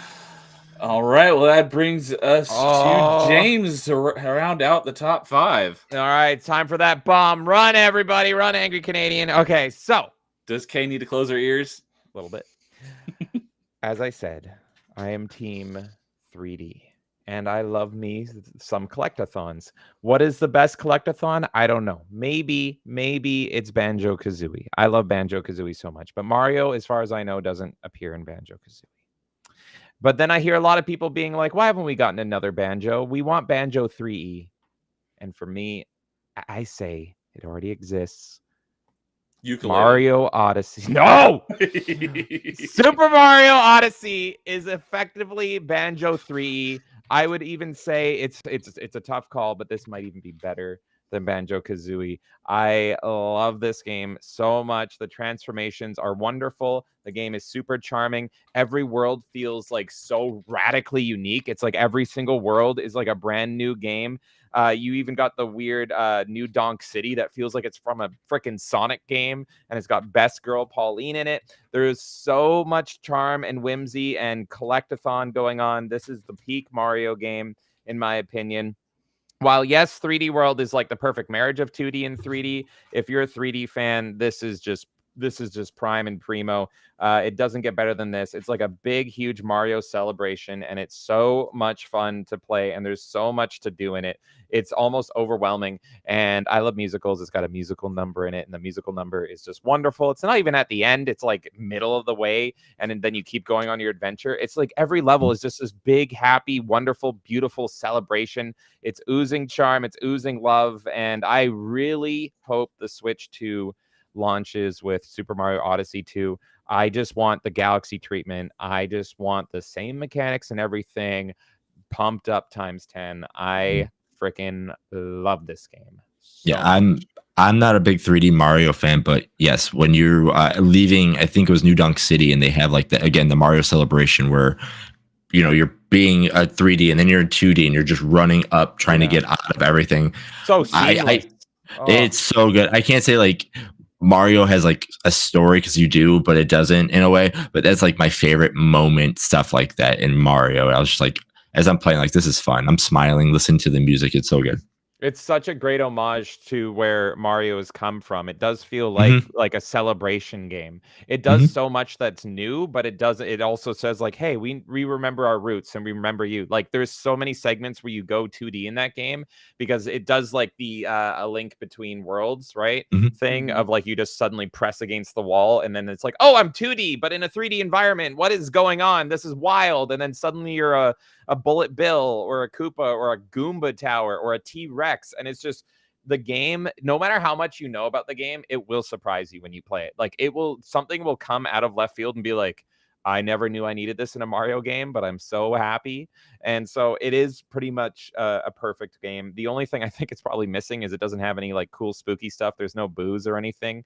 I do like the boo stuff in Galaxy. So that's what I want in Odyssey 2. I want a little bit of spookiness. I want my spooks. I want to be able to possess a boo and go around a haunted house, or possess a spider and go deedly deedly dee. But apart from that, there's no spooks. But yeah, I love it. It's wonderful and charming, and I would love to play through this again. It's just a wonderful world to be in. Is that the one that you possess people with your hat? Yes. So the big mechanic in this one, if Sunshine, you have the water, and this one, your hat's alive, and pretty much Princess Peach is captured, but so is his hot hat wife. So like there's a hat bride, and so you team up with New Hat, and then you're like, I'm going to sit on you. But if this is where the Banjo-Kazooie element comes in, because Banjo-Kazooie, a lot of it is mumbo jumbo, giving you the transformations, Ekombokum, and all that stuff. But this one's so seamless. It's like anything you see in the world, you can be like, I can do something with that. And you press like X, and then you throw your hat, and suddenly you're a fire hydrant, or suddenly you're a car, or suddenly you're a motorbike, or suddenly you're a telephone pole. And it's just, you go on that, and the hat will interact with like every object in the world in some way. And it's wonderful. It feels so good and fun. And it's just it's a lovely joy to play just for that. Kay is still looking down from you from her hype. It's a perfect game, Kay. It's really strange. It's really strange because I actually feel like I should love Odyssey. When I think, like, every time I think about Odyssey, I'm like, I really should love Odyssey. And I think James is really good at selling it and kind of beautifying it, making it sound good. And I do agree that New Donk section is like fantastic, right? I completely agree with all of this. But when I actually play the game and I go through the first few segments of that game, it feels very open and boring and soulless in comparison to what is being romanticized to me. So it's like, I want to like Odyssey, but there's just, for some reason, every time I open that game, I have no like motivation at all to keep playing. You can wear a sombrero and do fucking ducking mariachi dances with like Dia de Muerte skeleton people, and you have little mariachi thing. It's wonderful. I don't know what it is. It felt very bland when I played it. What is going on? Yeah, the only thing that the only thing I just didn't like about Odyssey in a way, I mean, I love everything about the game, but like the possession part with the hat, I'm like, that feels weird. Like, granted, yes, we wear different costumes in Mario. We become cats. We become whatever, elephants now, but possessing like a T-Rex, I'm like, is this really what we are in Mario games now? Like, that was the only thing I didn't care for in Odyssey, but I like jumping off a hat to do this. I love the other parts, but yes. Also, I have to point out that this game confirms that Italians aren't human, because you go to New Donk City and all those people look like weird Sonic 06 people, and they're all normal. But then Mario just looks like Mario, and he's like really short, and he's just like, it's me, wahoo! And it's just like, oh, everyone else is okay. This is what Italians look like, I guess, according to Japanese people. It's wonderful. It's wonderful. But yeah, no, I mean, the T-Rex is weird, but I like the weird because it doesn't work. But then before you even have time to process it, you go to the next level and it's like, I'm a vegetable now. What? Yeah. Like, it's just like, what's going on? I do agree, though. I agree with Jason, because it's jarring. And I think this is where I get called an old school Mario fan, because Wonder also kind of did this for me, where it's like, I'm used to like the suits, right? Like the power-ups make sense to me. But when you get to a point where you're inhabiting different characters and it like changes the actual physical being of you and the way that you move in a way that's beyond just like a suit, it feels uncomfortable. It doesn't feel like a Mario game. There's a level where you are literally like Tiny Tank from the PS1, and you're a tank shooting like a giant centipede along a New York style building, and you're like, this is a Mario game. And then there's another level where you're a big fat seal bouncy boy and you're racing other big fat seal bouncy boys. That's in the same game. But see, I think like, what is this? Maybe it's my brain compartmentalizing things, but that feels more like Kirby mechanics in a Mario game. Well, Kirby is the best, so maybe that's why it's the best. Maybe that's why you like it. To me, it's like I'm not playing a Mario game at that point. I'm playing a Kirby game. And then to shout out for Angry Canadian, I love this game because it's got skins. And so you can play all these different versions of Mario. One of the best skins in the game is the Sunshine outfit. Mario looks so great in it. Yes. He's got like an open Hawaiian shirt with all the sun sprites on it. What, I don't remember their names, but you know, the stars, the shines. And he's got sunglasses, or you can look like a zombie Mario and it's like he's bloodied. You can be 64 Mario and also Metal Mario from 64 Mario. I would replay it if they added more skins. Like, give me more. Like, and there's already like, I don't even know how many, but there is a ridiculous amount of skins compared to like, especially any other. Well, most other Mario games have no skins, and this has like what, at least 2 dozen, if not more. And so that's a lot of replayability for me because I love skins. And you have to get them from loot boxes, right? Oh God! No, don't ruin it for us. Oh God! One thing will give one of the pauses will give Nintendo is that they don't do that crap. They're old, and so they don't even understand it. They would do it if they understood it, but they're like, huh? Just buy our game. What is a loot box? Can we make money off it? And we're like, no, Grandma. Shh. Don't learn. The only thing that annoyed me about Odyssey was the asinine amount of power moons you needed to collect to like complete the game. Completionists hate this game. Which is like, yeah, which is like dumb because at least with like Mario Galaxy, it was like 100 and like 21 or whatever, and then like Mario Galaxy 2 was double that amount. Like there was an actual finite amount. Like it wasn't like 999 or whatever it is in it's Mario a Odyssey. stupid amount. If you're a completionist, you will probably hate this game. And I didn't 100% complete it, but the only one I did 100% complete is Bowser's Fury. But I will say that like all the stars in this game that I did get, like none of them were frustrating. None of them were like ridiculously hard. You don't get stuck on them. There's plenty of stars to get that are easy just to beat the game. But like I could see myself 100%ing this just because I love this game. And like all the stars are fun to get. Some of them are like stupid easy. Like some of them are like, look to your left, there's a star, and it's like, okay, why did it what? But like some of them are a little more complex, but I never felt like frustrated when playing this one. I never got stuck because there's such a abundance. But yeah, if you're someone that wants 100% things, I also have highly recommended the Skywalker Saga, Lego Star Wars: The Skywalker Saga. That there's like 1,200 stars effectively in that one because it's also a collectathon. You raving about that got Canadian to buy it. Yeah, but so the thing about that game is if you look on the Steam reviews, everyone is like, do not complete this game. There is no reason to complete it. Just have a good time with it. Do not complete it. And I would say the same for Super Mario Odyssey. There's no reason to complete it. Just have fun. Just have fun playing through the game. So as he said earlier, Cult Carl, no Mario Hotel. All y'all fake Mario fans. No, I'm the fakest Mario fan there is. Oh yeah, for sure. Yeah. So and then it happens. Steve is here. Do nerds sleep? Hey, Steve. No, we don't. What's up, Steve? Yeah, I think I think I'm the one that's up the latest because I'm the Midwestern over here. But yeah, yes. he's 2 hours ahead. So it's almost 3 a.m. for him, but for the rest of us, it's only about 1. And then you're fine. For Carl, it's still 11 because he's in Hawaii. Oh, and Canadian, I think it's like middle of the afternoon for you. Yeah, it's almost 6 p.m. Yeah, he's good to go. All right. Well, that wraps it up for our top 5. Do you guys want to go with the group ranking, or since we've already gone kind of long, do we want to wrap it there? It's your show, your decision. Yeah, do your thing. I think we can do what we were talking about, Neil. The next one, because I think I was writing stuff down. I think we can just easily make a top 5 this way.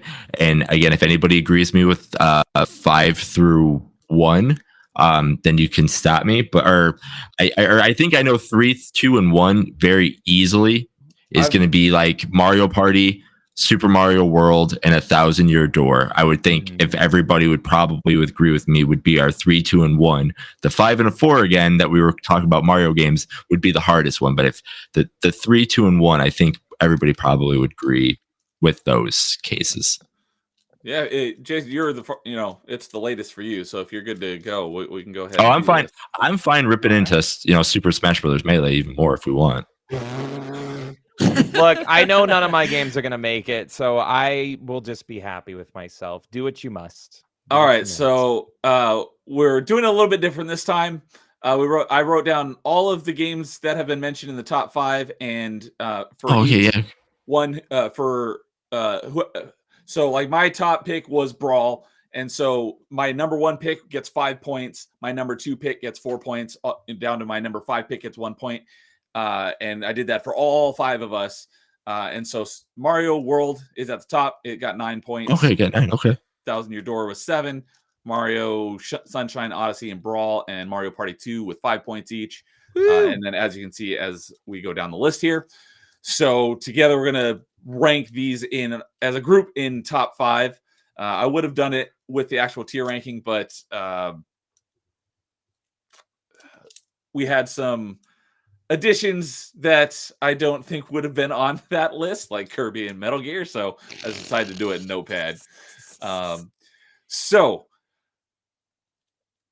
I think, Super Mario World, I think that kind of automatically gets number 1. Yeah, I agree. Disagree with that? Yeah. It would have even more points if the Kirby game didn't decide to make me decide to go crazy as well. So okay. Do we give, since it had the most, second place, 7 points, we put 1,000 Year Door in number 2? I would think so. The reason why, because 2 people talked really well about, and it was the same one. If we wanted to go crazy, I think if we went franchise, then we could probably go like Smash Brothers, Mario Kart, and all that, Mario Party. But with the 2 people giving those rave reviews on that game, I definitely say that would be our number 2. I agree. So this is where it'll get fun. Do we? Yeah, this is a day. I guess we pretty much debate between these 4. Wouldn't that make the most sense? Right. Or like 3, 4, 5. Yeah. Yeah. Well, no, I'm willing to concede and put Mario Party 2 higher than Sunshine. I love 2. Like 2 and 1 are like neck and neck for me. So like I say 1. I voted for 1 just because like I think it's the more torture-y one. Mm-hmm. But like I alternate between 1 and 2. A lot of people say they like 3. I don't like Mario Party 3 because it takes away a lot of the garbage and it makes it more balanced and fair. Whereas 2 still has a lot of the bull. So I could literally have put 2 in my top 5. On a technicality, I also voted for Mario Party 2 because I said the Superstars collection. So should we say that Mario Party 2 is a number 3? I'm fine with that. I'm fine with that. Yeah, I like that. You guys know these better than I do, so. How do I fight for my beloved Odyssey here? For me personally, I'll just say I'm kind of for those 3. Odyssey and Sunshine are the ones that I would like to see on the list. They're alternative. I don't care if they're 4 or 5th, whatever. But out of those 3, Brawl is the least strong one, in my opinion. So Brawl's the one I like the least. Like I really don't like Brawl. So that's the one out of the 3 that I would eliminate personally. Yeah. It's my least favorite Smash. So what I will say is we should probably put Super Smash Brothers as number 4, just as a general. It could be Melee, it could be Brawl, it could be Ultimate. Just because, again, if we're gonna play a Mario game right now, any of us can choose a Super Smash Brothers game, and we'll all have fun. So, I mean, it could be Brawl, it could be Melee, it could be Ultimate. Like I said, like I know it's a cop-out answer and what we're not doing technically for top 5, but we all had good reasons and terrible reasons to defend Super Smash Brothers Melee. I guess we could also go on the argument of how many people even had a Smash Bros in their top 5 to begin with, if you wanted to go with that. But otherwise, personally, I think it's the weakest out of the 3 options. So yeah, I'm okay on that one. I had a Smash Bros in my list, so if you're going off of that merit and you won't think a Smash Bros should be in there because the name itself was mentioned, I get that being 5 then. We can put that 5 then. My Smash was an honorable, and that was Ultimate, but it probably would have. Yeah. It was really neck and neck. If I eliminated Kirby, it would have. But who had it as an actual like in their top 5, and it wasn't an honorable mention? Smash Bros, just a Smash Bros game. Just like any Smash Bros game. Neo had it as 1. He had Brawl as 1, and you had it as Melee in mine as well. So at least 2 of us had it in. Okay. Yeah. So if you do generalize Smash and you want to make that argument, then you could. The thing is, everyone feels so strongly about a different Smash. Like everyone has their favorite. I'll concede on Brawl. Like I'll consider the fact that we're voting on Brawl since that's the one that had 5 points. That's fine. That's only because it was my number 1. I'm gonna get shafted. A hot take. So Are we putting it as a group or as a franchise? Or are we doing just one Smash Bros. Game? That's the thing is also like, are we doing a franchise, and do we have to include a Smash Brothers to begin with in the top 5? I mean, we don't have to. I personally don't even feel like we have to. Okay, I mean, we can take that out. It's one of those things, like, we all had a passionate argument of why we played a Smash Brothers game. So I always feel like if we were talking about Mario, and if we were be like, oh yeah, Super Smash Bros. Has this Mario, and it's one of my favorite versions of Mario, that's fine. But I'm totally fine not agreeing with that too. I, for one, would like to see Kirby go in the top 5. I'll just say, if it was my list, I would put Sunshine in 4 and Odyssey in 5 with what we're currently sitting at right now. Betrayal. With what I'm looking at with the numbers and how we discuss that, I'm not going to disagree. Like, we were talking about when we were making our list, just in general, like 1, 2, and sometimes 3 were all pretty much definitive on all of our lists that we were making. The 4 and 5 could be anything on certain days. So having Sunshine and what was it? Sunshine and we were talking about Odyssey being 4 and 5 mixing up. I'm okay with that too. And not that we have to go with this idea, but another qualifier you guys can consider even for future episodes is how many people mention it in an honorable mention for a tiebreaker. That's what I kind of did too when I was writing my stuff down. As I gave an honorable to Sunshine, but not to the other two, for example. I didn't write it down, but I would honorable mention Sunshine just for having lovely atmosphere and everything. Not gonna lie, it's to me it's a flawed experience, but it's like that. It's that special child where they did something horribly wrong, but you still kind of love them. That's kind of Sunshine for me. I agree with James on that part. I love how it looks, but I like how Odyssey plays. But then again, if I say that, I'm kind of criticizing how I defended Ultimate over Melee, so I don't want to say that out loud too much. What? You want to be here forever? No, we're fine. We still have tomorrow to yell at each other. It's fine. Yeah, that's tomorrow's show. We're just gonna scream at each other for hours about Mario, about an Italian plumber. Yeah, it's so much fun. That's why we're doing this. So I say Sunshine 4, Odyssey 5. That's my vote as well. I am just happy that my number 1 guy is even in the top 5. So that I did not think. I thought I was going to get just lamb blasted. So I will take it. Yeah, given that I've not played Sunshine or Odyssey, just from what I've heard, I heard that Sunshine was not terribly well regarded, but everyone loved Odyssey. I figured it'd probably be the other way around, but that's just not everyone loved Odyssey, but the feeling I get from other people. I think it's wonderful. So, and then again, as we were doing the tier ranking on our first episode, again, this is just the 5 that we have. Yes, Mario 3 is not on the top 5, but Mario 3 is such a great game. It could easily be in a top 5. We can change, I made my list 4 times and I changed it every time.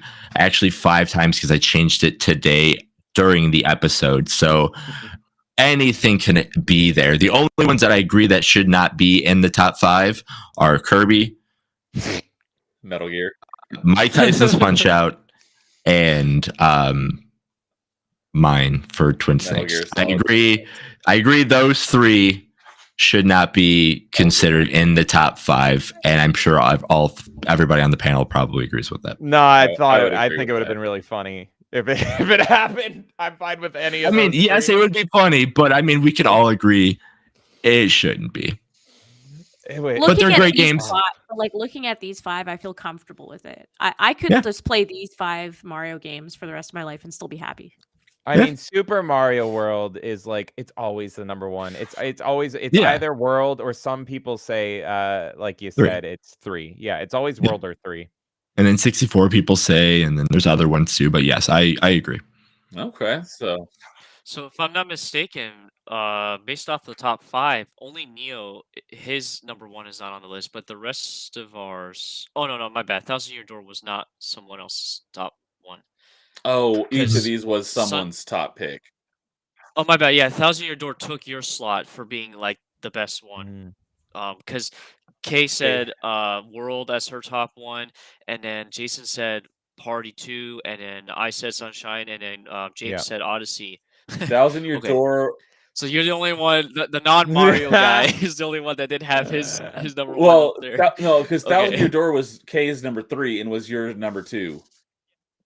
Yeah, but I'm saying like besides you, all of our number ones are on the list. Your number ones, yeah, mine was Brawl, which wasn't on the list, Yeah. which I was not surprised. I didn't figure it would.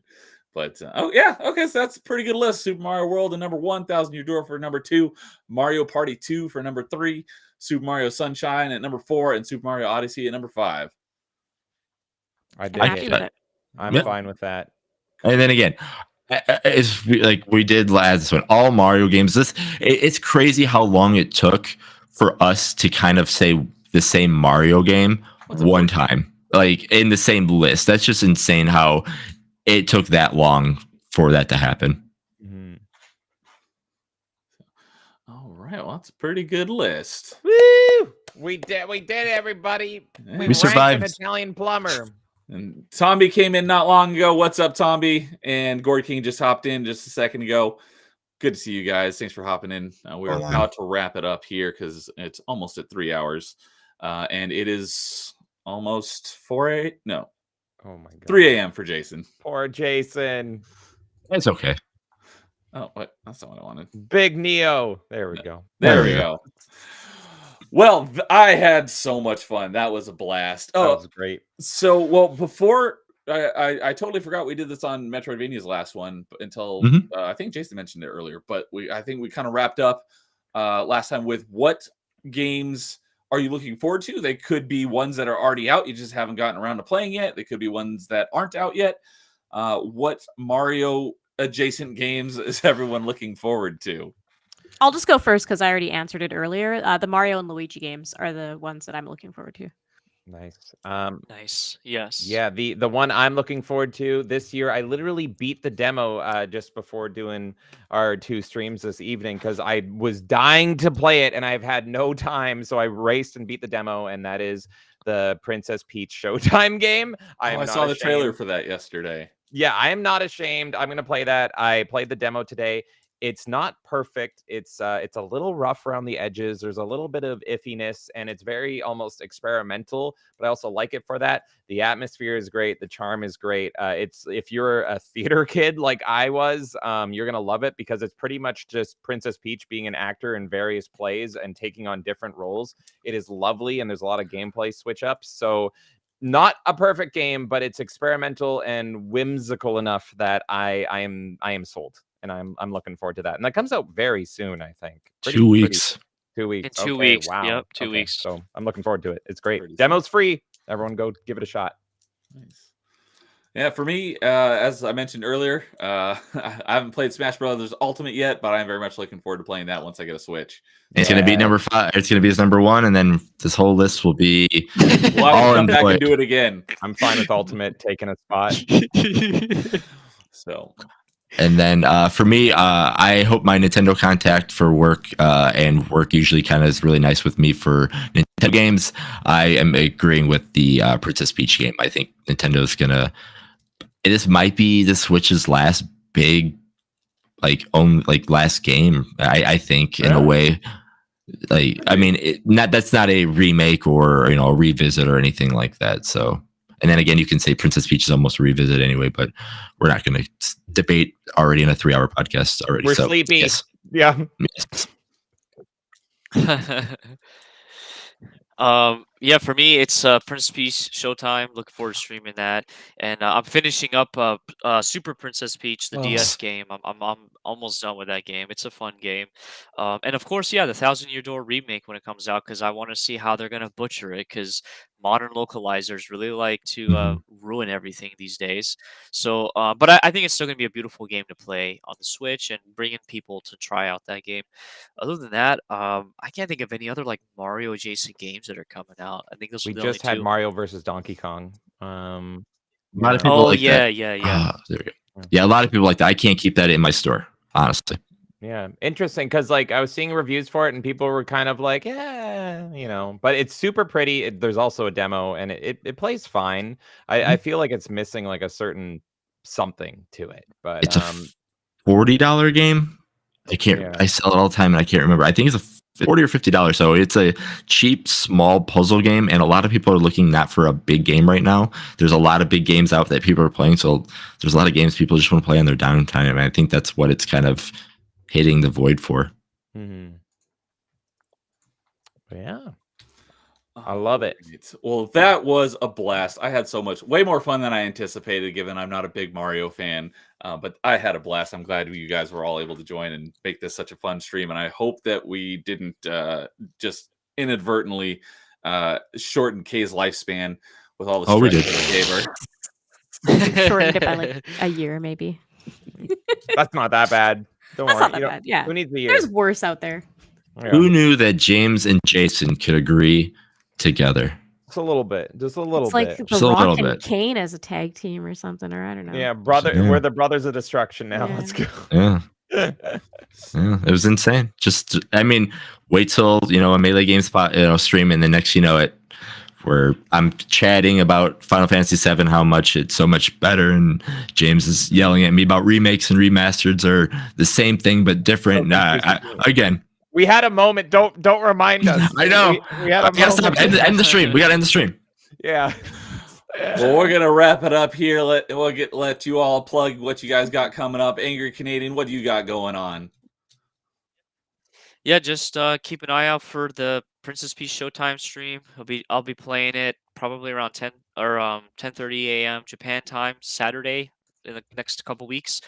I'm also working on a video that hopefully I can get done before the next top 5, and I'm ranking all of the mainline Zelda games, and I'm looking forward to making new enemies because I'm sure people are going to be really upset with what criticisms I give to some of the games. But yeah, that's it, and I appreciate you inviting me on, man. Or sorry, me self-inviting myself. Hey, we're on. happy to have you It on. was fun. I love I'm talking glad Mario. that it worked out for you to come on.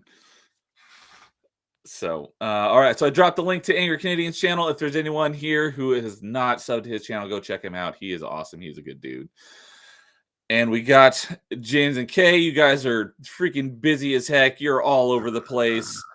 What do you guys got going on? Dropping your link in the chat as well. If for some reason you're not subbed to them, go sub to them as well. Yeah, they got stuff going on all the time. Join their. I'm going to drop the Discord link as well. But tell us what you guys got going on. Well, I'm going to start off and just say, like, if there's any new viewers, any lurkers out there, I said it at the beginning, but this tag team that is right above us here, tons of fun, Jason and Nerdy Neo. This show is freaking great. It's right hot off the presses. So these guys, if you're lurking, give them a follow, give them a like. They absolutely deserve it. And I can't wait to see what top 5s they come up with in the future. 110%. Folks, me and Kay are Melee games together. And yes, as Nerdy Neo has said, we are all over the freaking internet. We did 3, I lost count, 3 streams today. And this was number 4. 4? Did we do Was 4? this our 4th stream? Why does everyone think that? Yeah, we did. Because Static said the same thing to me. We did side scrollers, we did Static stream, and we did this stream. Oh. Didn't you do one before this one, though? Or was that Static? Static stream, and then we had side scrollers Okay. this morning, which 3. was... I was just going off what Static said, so that's Okay. fine. I'll Maybe believe there's it. an alternate version of me. Still a busy day. Yes. Maybe I did stream in the middle of the day and I blacked out. Who knows? Probably. I'm blacking out right now. So, folks, we are Melee Games. We talk all things gaming all the time. If you want to check us out, well, we're going to be live tomorrow with our Melee Town Square, and you can all be a part of the show. We're talking all things Mario. If you want to come on the show and talk Mario with us, all you got to do is join our Discord. Hop in. Kay will bring you on the show, and we're going to have a good time. We're going to be yelling about Smash for like 86 hours. Kay, can you plug what we're doing Saturday so I don't botch it? You're totally fine. So there is a game that got banned from Steam. What is the game called? That's the part. Order Okay. Us. Order Us. Okay, so there's a game that ended up getting banned from Steam called Order Us. That is going to be our first Tier 2, Tier 3 membership stream that we're doing. So if you're a Tier 2 or Tier 3 member on our channel and you're in our Discord, you'll be able to view that in the Discord on Saturday. And then Sunday, we are doing a Mario Roulette.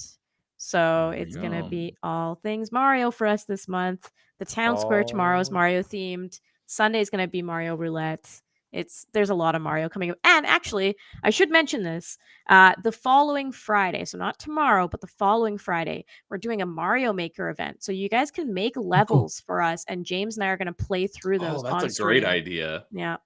Yeah, and if you have Mario Maker and you want to stream along and you've got a Twitch channel, you can also play those levels. We're going to do the multi-Twitch plugin so people can watch multiple people playing the Mario Maker levels as well. Sweet. And not to put you on spot because it is Mario month. When are you doing your Super Mario World speedrunning stuff? So I'm not going to do it this month, but there's a reason why. I'm actually working on a different stream with Goes Nowhere Does Nothing. We just haven't had time to test it to see if it works yet. But it is going to be related to Mario World as well. It's going to be more of a racing thing. Just trying to see if it'll actually work on our end. He's already been able to figure it out on his end. So that will be my Mario World kind of thing this month if I do anything. And also, I loved ranking with these guys. Every single game in our final top 5, I'm pretty sure I'm tired, is going to be in the Mario Roulette. So if you want to see me suck at all the games in our top 5 today, that'll be this Sunday. Awesome. So, yeah, I've been dropping the links in chat, but I did preload all your YouTube and Twitter links into the stream description, so you can catch it there as well. I am dropping the link to Jason's channel because we will be doing some top 5s that will be on his channel and not mine. Because, you know, I do video game stuff, but he wants to do like movies and music and stuff. So, cool. We'll be doing that on his channel. So yeah, and then what is it? Not next top 5. Sorry to interrupt you, but because we already have that planned out. But I have a top 5 because in April, I'm a big wrestling fan. I forgot, Nerdy. Are you wrestling? You're a wrestling fan. I think we talked about this, right? Yeah. Yeah. So there's a big event that's happening in April. I know. Melee Games. I gotta get you. I have a friend. I think we're bringing back the Shooting Star Press. So myself and my friend Ian. We are thinking about doing a top 5 WrestleMania matches. Oh! So I have to talk to both of you, and I got to talk to anybody else that wants to be in it. So if you guys are wanting to do it, it's going to be a Thursday. Yes, I hope Thursday would be there. That's been my big thing. So I'm going to let Nerdy Neo talk about our next top 5 as us together. But I've been doing research for that one and research for this one. For that, so this might be the one that for sure might just be on mine, and this gets me to be tests my hosting skills again because I've really been a host. I've always been a co-host. That's why I like us being a tag team because I love being a co-host. And I'm gonna bring my Shooting Star Press friend on, and I might be like, "Hey, man, you were the host before. Let me just be the co-host again, but I'll just post everything up." I already have my top 5. I'm so excited. Oh wow! Okay. Not even asked to be on it yet. You already have. Oh no! This is almost me. He was insinuating. Yeah, this is almost me like forming like, hey, it's on a Thursday. I have a date, but I'm gonna let you guys know what date. Can you guys join me? Because I know you guys like wrestling too. Because I have a couple more ideas for wrestling stuff too. Because I'm a huge wrestling fan. So yeah, reach out, man. We'll figure it out and. If it means that we do our podcast a little bit earlier or a little bit later, whatever it is, because sometimes we do that on Thursday, we'll still make it happen. It's Mania, baby. Yeah, it is coming soon. So if that sounds good to you, go sub to Jason's channel as well. He's just getting started, so let's help bump up his numbers. But yeah, let's see here. Anything you got planned other than top 5, Jason, for your channel? We got top 5, and then because of the Shooting Star Press, with my friend Ian, he just got better internet. So I know I mentioned it to James, but I mean, it's still offers on the table. But I kind of want to do a old school GM mode. But I know you guys are super busy, so maybe I'll just. I will throw that. I mean, we're planning on the air, but Kay, you love GM mode. I am too dumb for it. I would think you would be better at it, and like we can get it working over on your setup. And what we can do is corner, and I can be your color. I can be your general manager. I can be your pallbearer, yelling in the background, cheering you on. What we can do too. General. Because it's an easy thing because we can do it on on Parsec.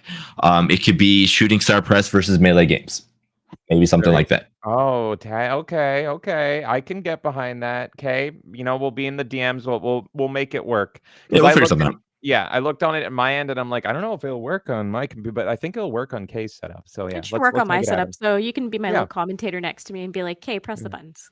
I'll be your Eric Bischoff. I will do nothing, but I'll get all the credit. I'm in. Perfect. All right, I love it. I can't wait to see what that turns into. So, for me, next up, I got Dude and I are doing our next Achievement Chasers tomorrow, or now that it's past midnight for pretty much everyone except for Carl. It's today at 4:30 p.m. Pacific time.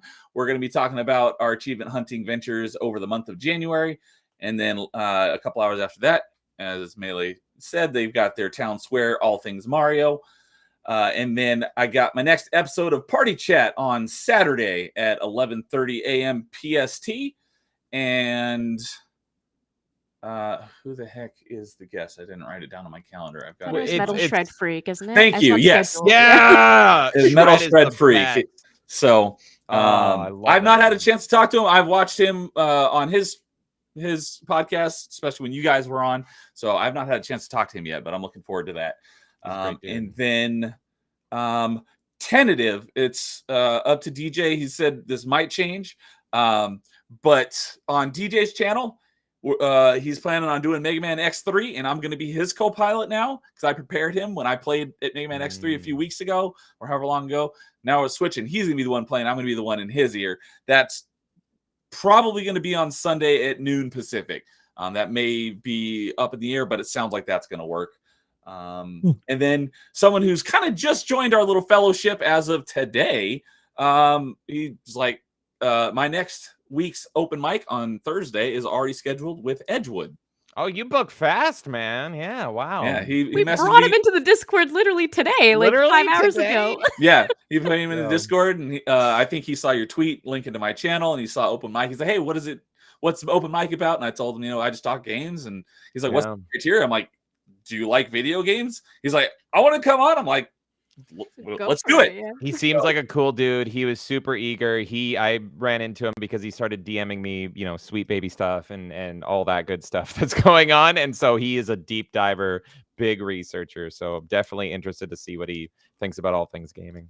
Yeah, so we'll be talking about video games next Thursday. So, and then the week after that, I won't get into everything I've got going on that week, but the next episode of Top 5, episode 3, is going to be Top 5 Zelda games. And that is going to be myself, Jason, Kay is coming back, Angry Canadian is going to be there. James doesn't know anything about Zelda, so he's not If invited. Hyrule Warriors doesn't win, I riot. Hyrule Warriors must win. This one's going to be fun because we got a big crew. This is a top 5 panel edition almost. Yeah, because Nerdporial Lifeform is also going to be joining us. Mm-hmm. And is it? Yes, Dude, thank you. And Dude 1286 is going to be. So it's going to be 6 of us on that one. So, and that's going to start earlier. So that's on a Tuesday at 7:00 Pacific time. So if we end up going 4 or 5 hours, it won't be as bad as tonight since we started at 10 Pacific. Good Lord. That's going to be fun. I can't wait to talk about Zelda with 6 people and rank our Zelda games. It's going to be a blast. Just use your ocarina and keep rewinding time, and then you'll be fine. It'll never end. Yes. So Carl in chat says he wants to do top 5. Just let us know. Whatever top 5s that you're interested in, whatever topics you're really interested in, or anything like that. Let Neo know. Let me know. We'll love to have you on. I'm trying to think. Always open to suggestions for top 5 topics. So I've got a bunch written down, but I'm always open. So if there's something that you think of, let us know and we'll see about it. So absolutely. But yeah, Carl is on vacation, but him and Metal Shred Freak are co-hosts on the RNG podcast, and so I'm looking forward to having Carl on. He will be my party chat guest on the next episode, 2 weeks from this Saturday. So, and then I got more stuff on that week, but I'll put that out later. So we're at 3 hours and 17 minutes. That was a blast. We're going to wrap it up here. So Jason, go to bed because it is really late for him, and it's pretty late for the rest of us, except for Angry Canadian. So I trained for this one. I've been up for like 5 or 6 in the morning because I finally beat Final Fantasy Rebirth. So this 3 o'clock thing's nothing for me right now. I'm not used to this usually, but I've trained for this the last 4 days. Been training. Rocky this. Mike Tyson punching out this thing. I was gonna say Mike Tyson. All right. Well, we're going to call it right there. I am so glad you guys all were able to come on. I had a blast. Thank you. You guys are always welcome back. And I look forward to all of our upcoming streams together. I love it. Thank you so much for having us, guys. I had a freaking blast as well. Thank you all for joining us as always. Thank you, Ignorant Canadian and the Melee crew. I appreciate it. And again, James K, if it wasn't for you two, I don't think Neo. I mean, I think Neo would probably have this, but I don't think myself and Neo together would have have fun doing this show and you guys getting me back into doing some more stuff online. So I appreciate you two a lot for doing this. No, that means y'all are too nice to us, man. Yeah, you're way too nice. And yeah, I'm happy to help you guys become the Mega Powers and become the tag team because I think this is a great show. I think it's gonna go far, and I love it. There you go, there you go. Boom, baby. Or we can Young Bucks this thing and go the other way. Yeah, killing the business. I watched. Oh my god. Anyway, wrestling talk. I just watched his Sting retirement match. You guys are great. You guys are great, and I'm happy that I played a small part in you guys coming together because this show is wonderful. Chat, give them a follow, give them a like. They deserve it. Polterpup says so. All right. Carl says he's in for JRPGs. I'm sure Kay would be in on that too. Yeah. I have a friend that's in. What he told me is like, hey, I'm going to be on the show too. Can you do RPGs? I was like, yeah. So yes, JRPGs is on my sheet of paper somewhere. Awesome. Yeah. Regular RPGs, I'm in for that one. JRPGs, not so much. Sounds like they're going to be here like every top 5 at this point. I'll do the regular RPGs. I'm in. I love If you want to, like I said, a seat is always open. Oh, I appreciate it. So. Thanks, bud. All right. And with that, we will bid you adieu, everyone. Good night, and we'll see you later. And in the meantime, game on. Peace.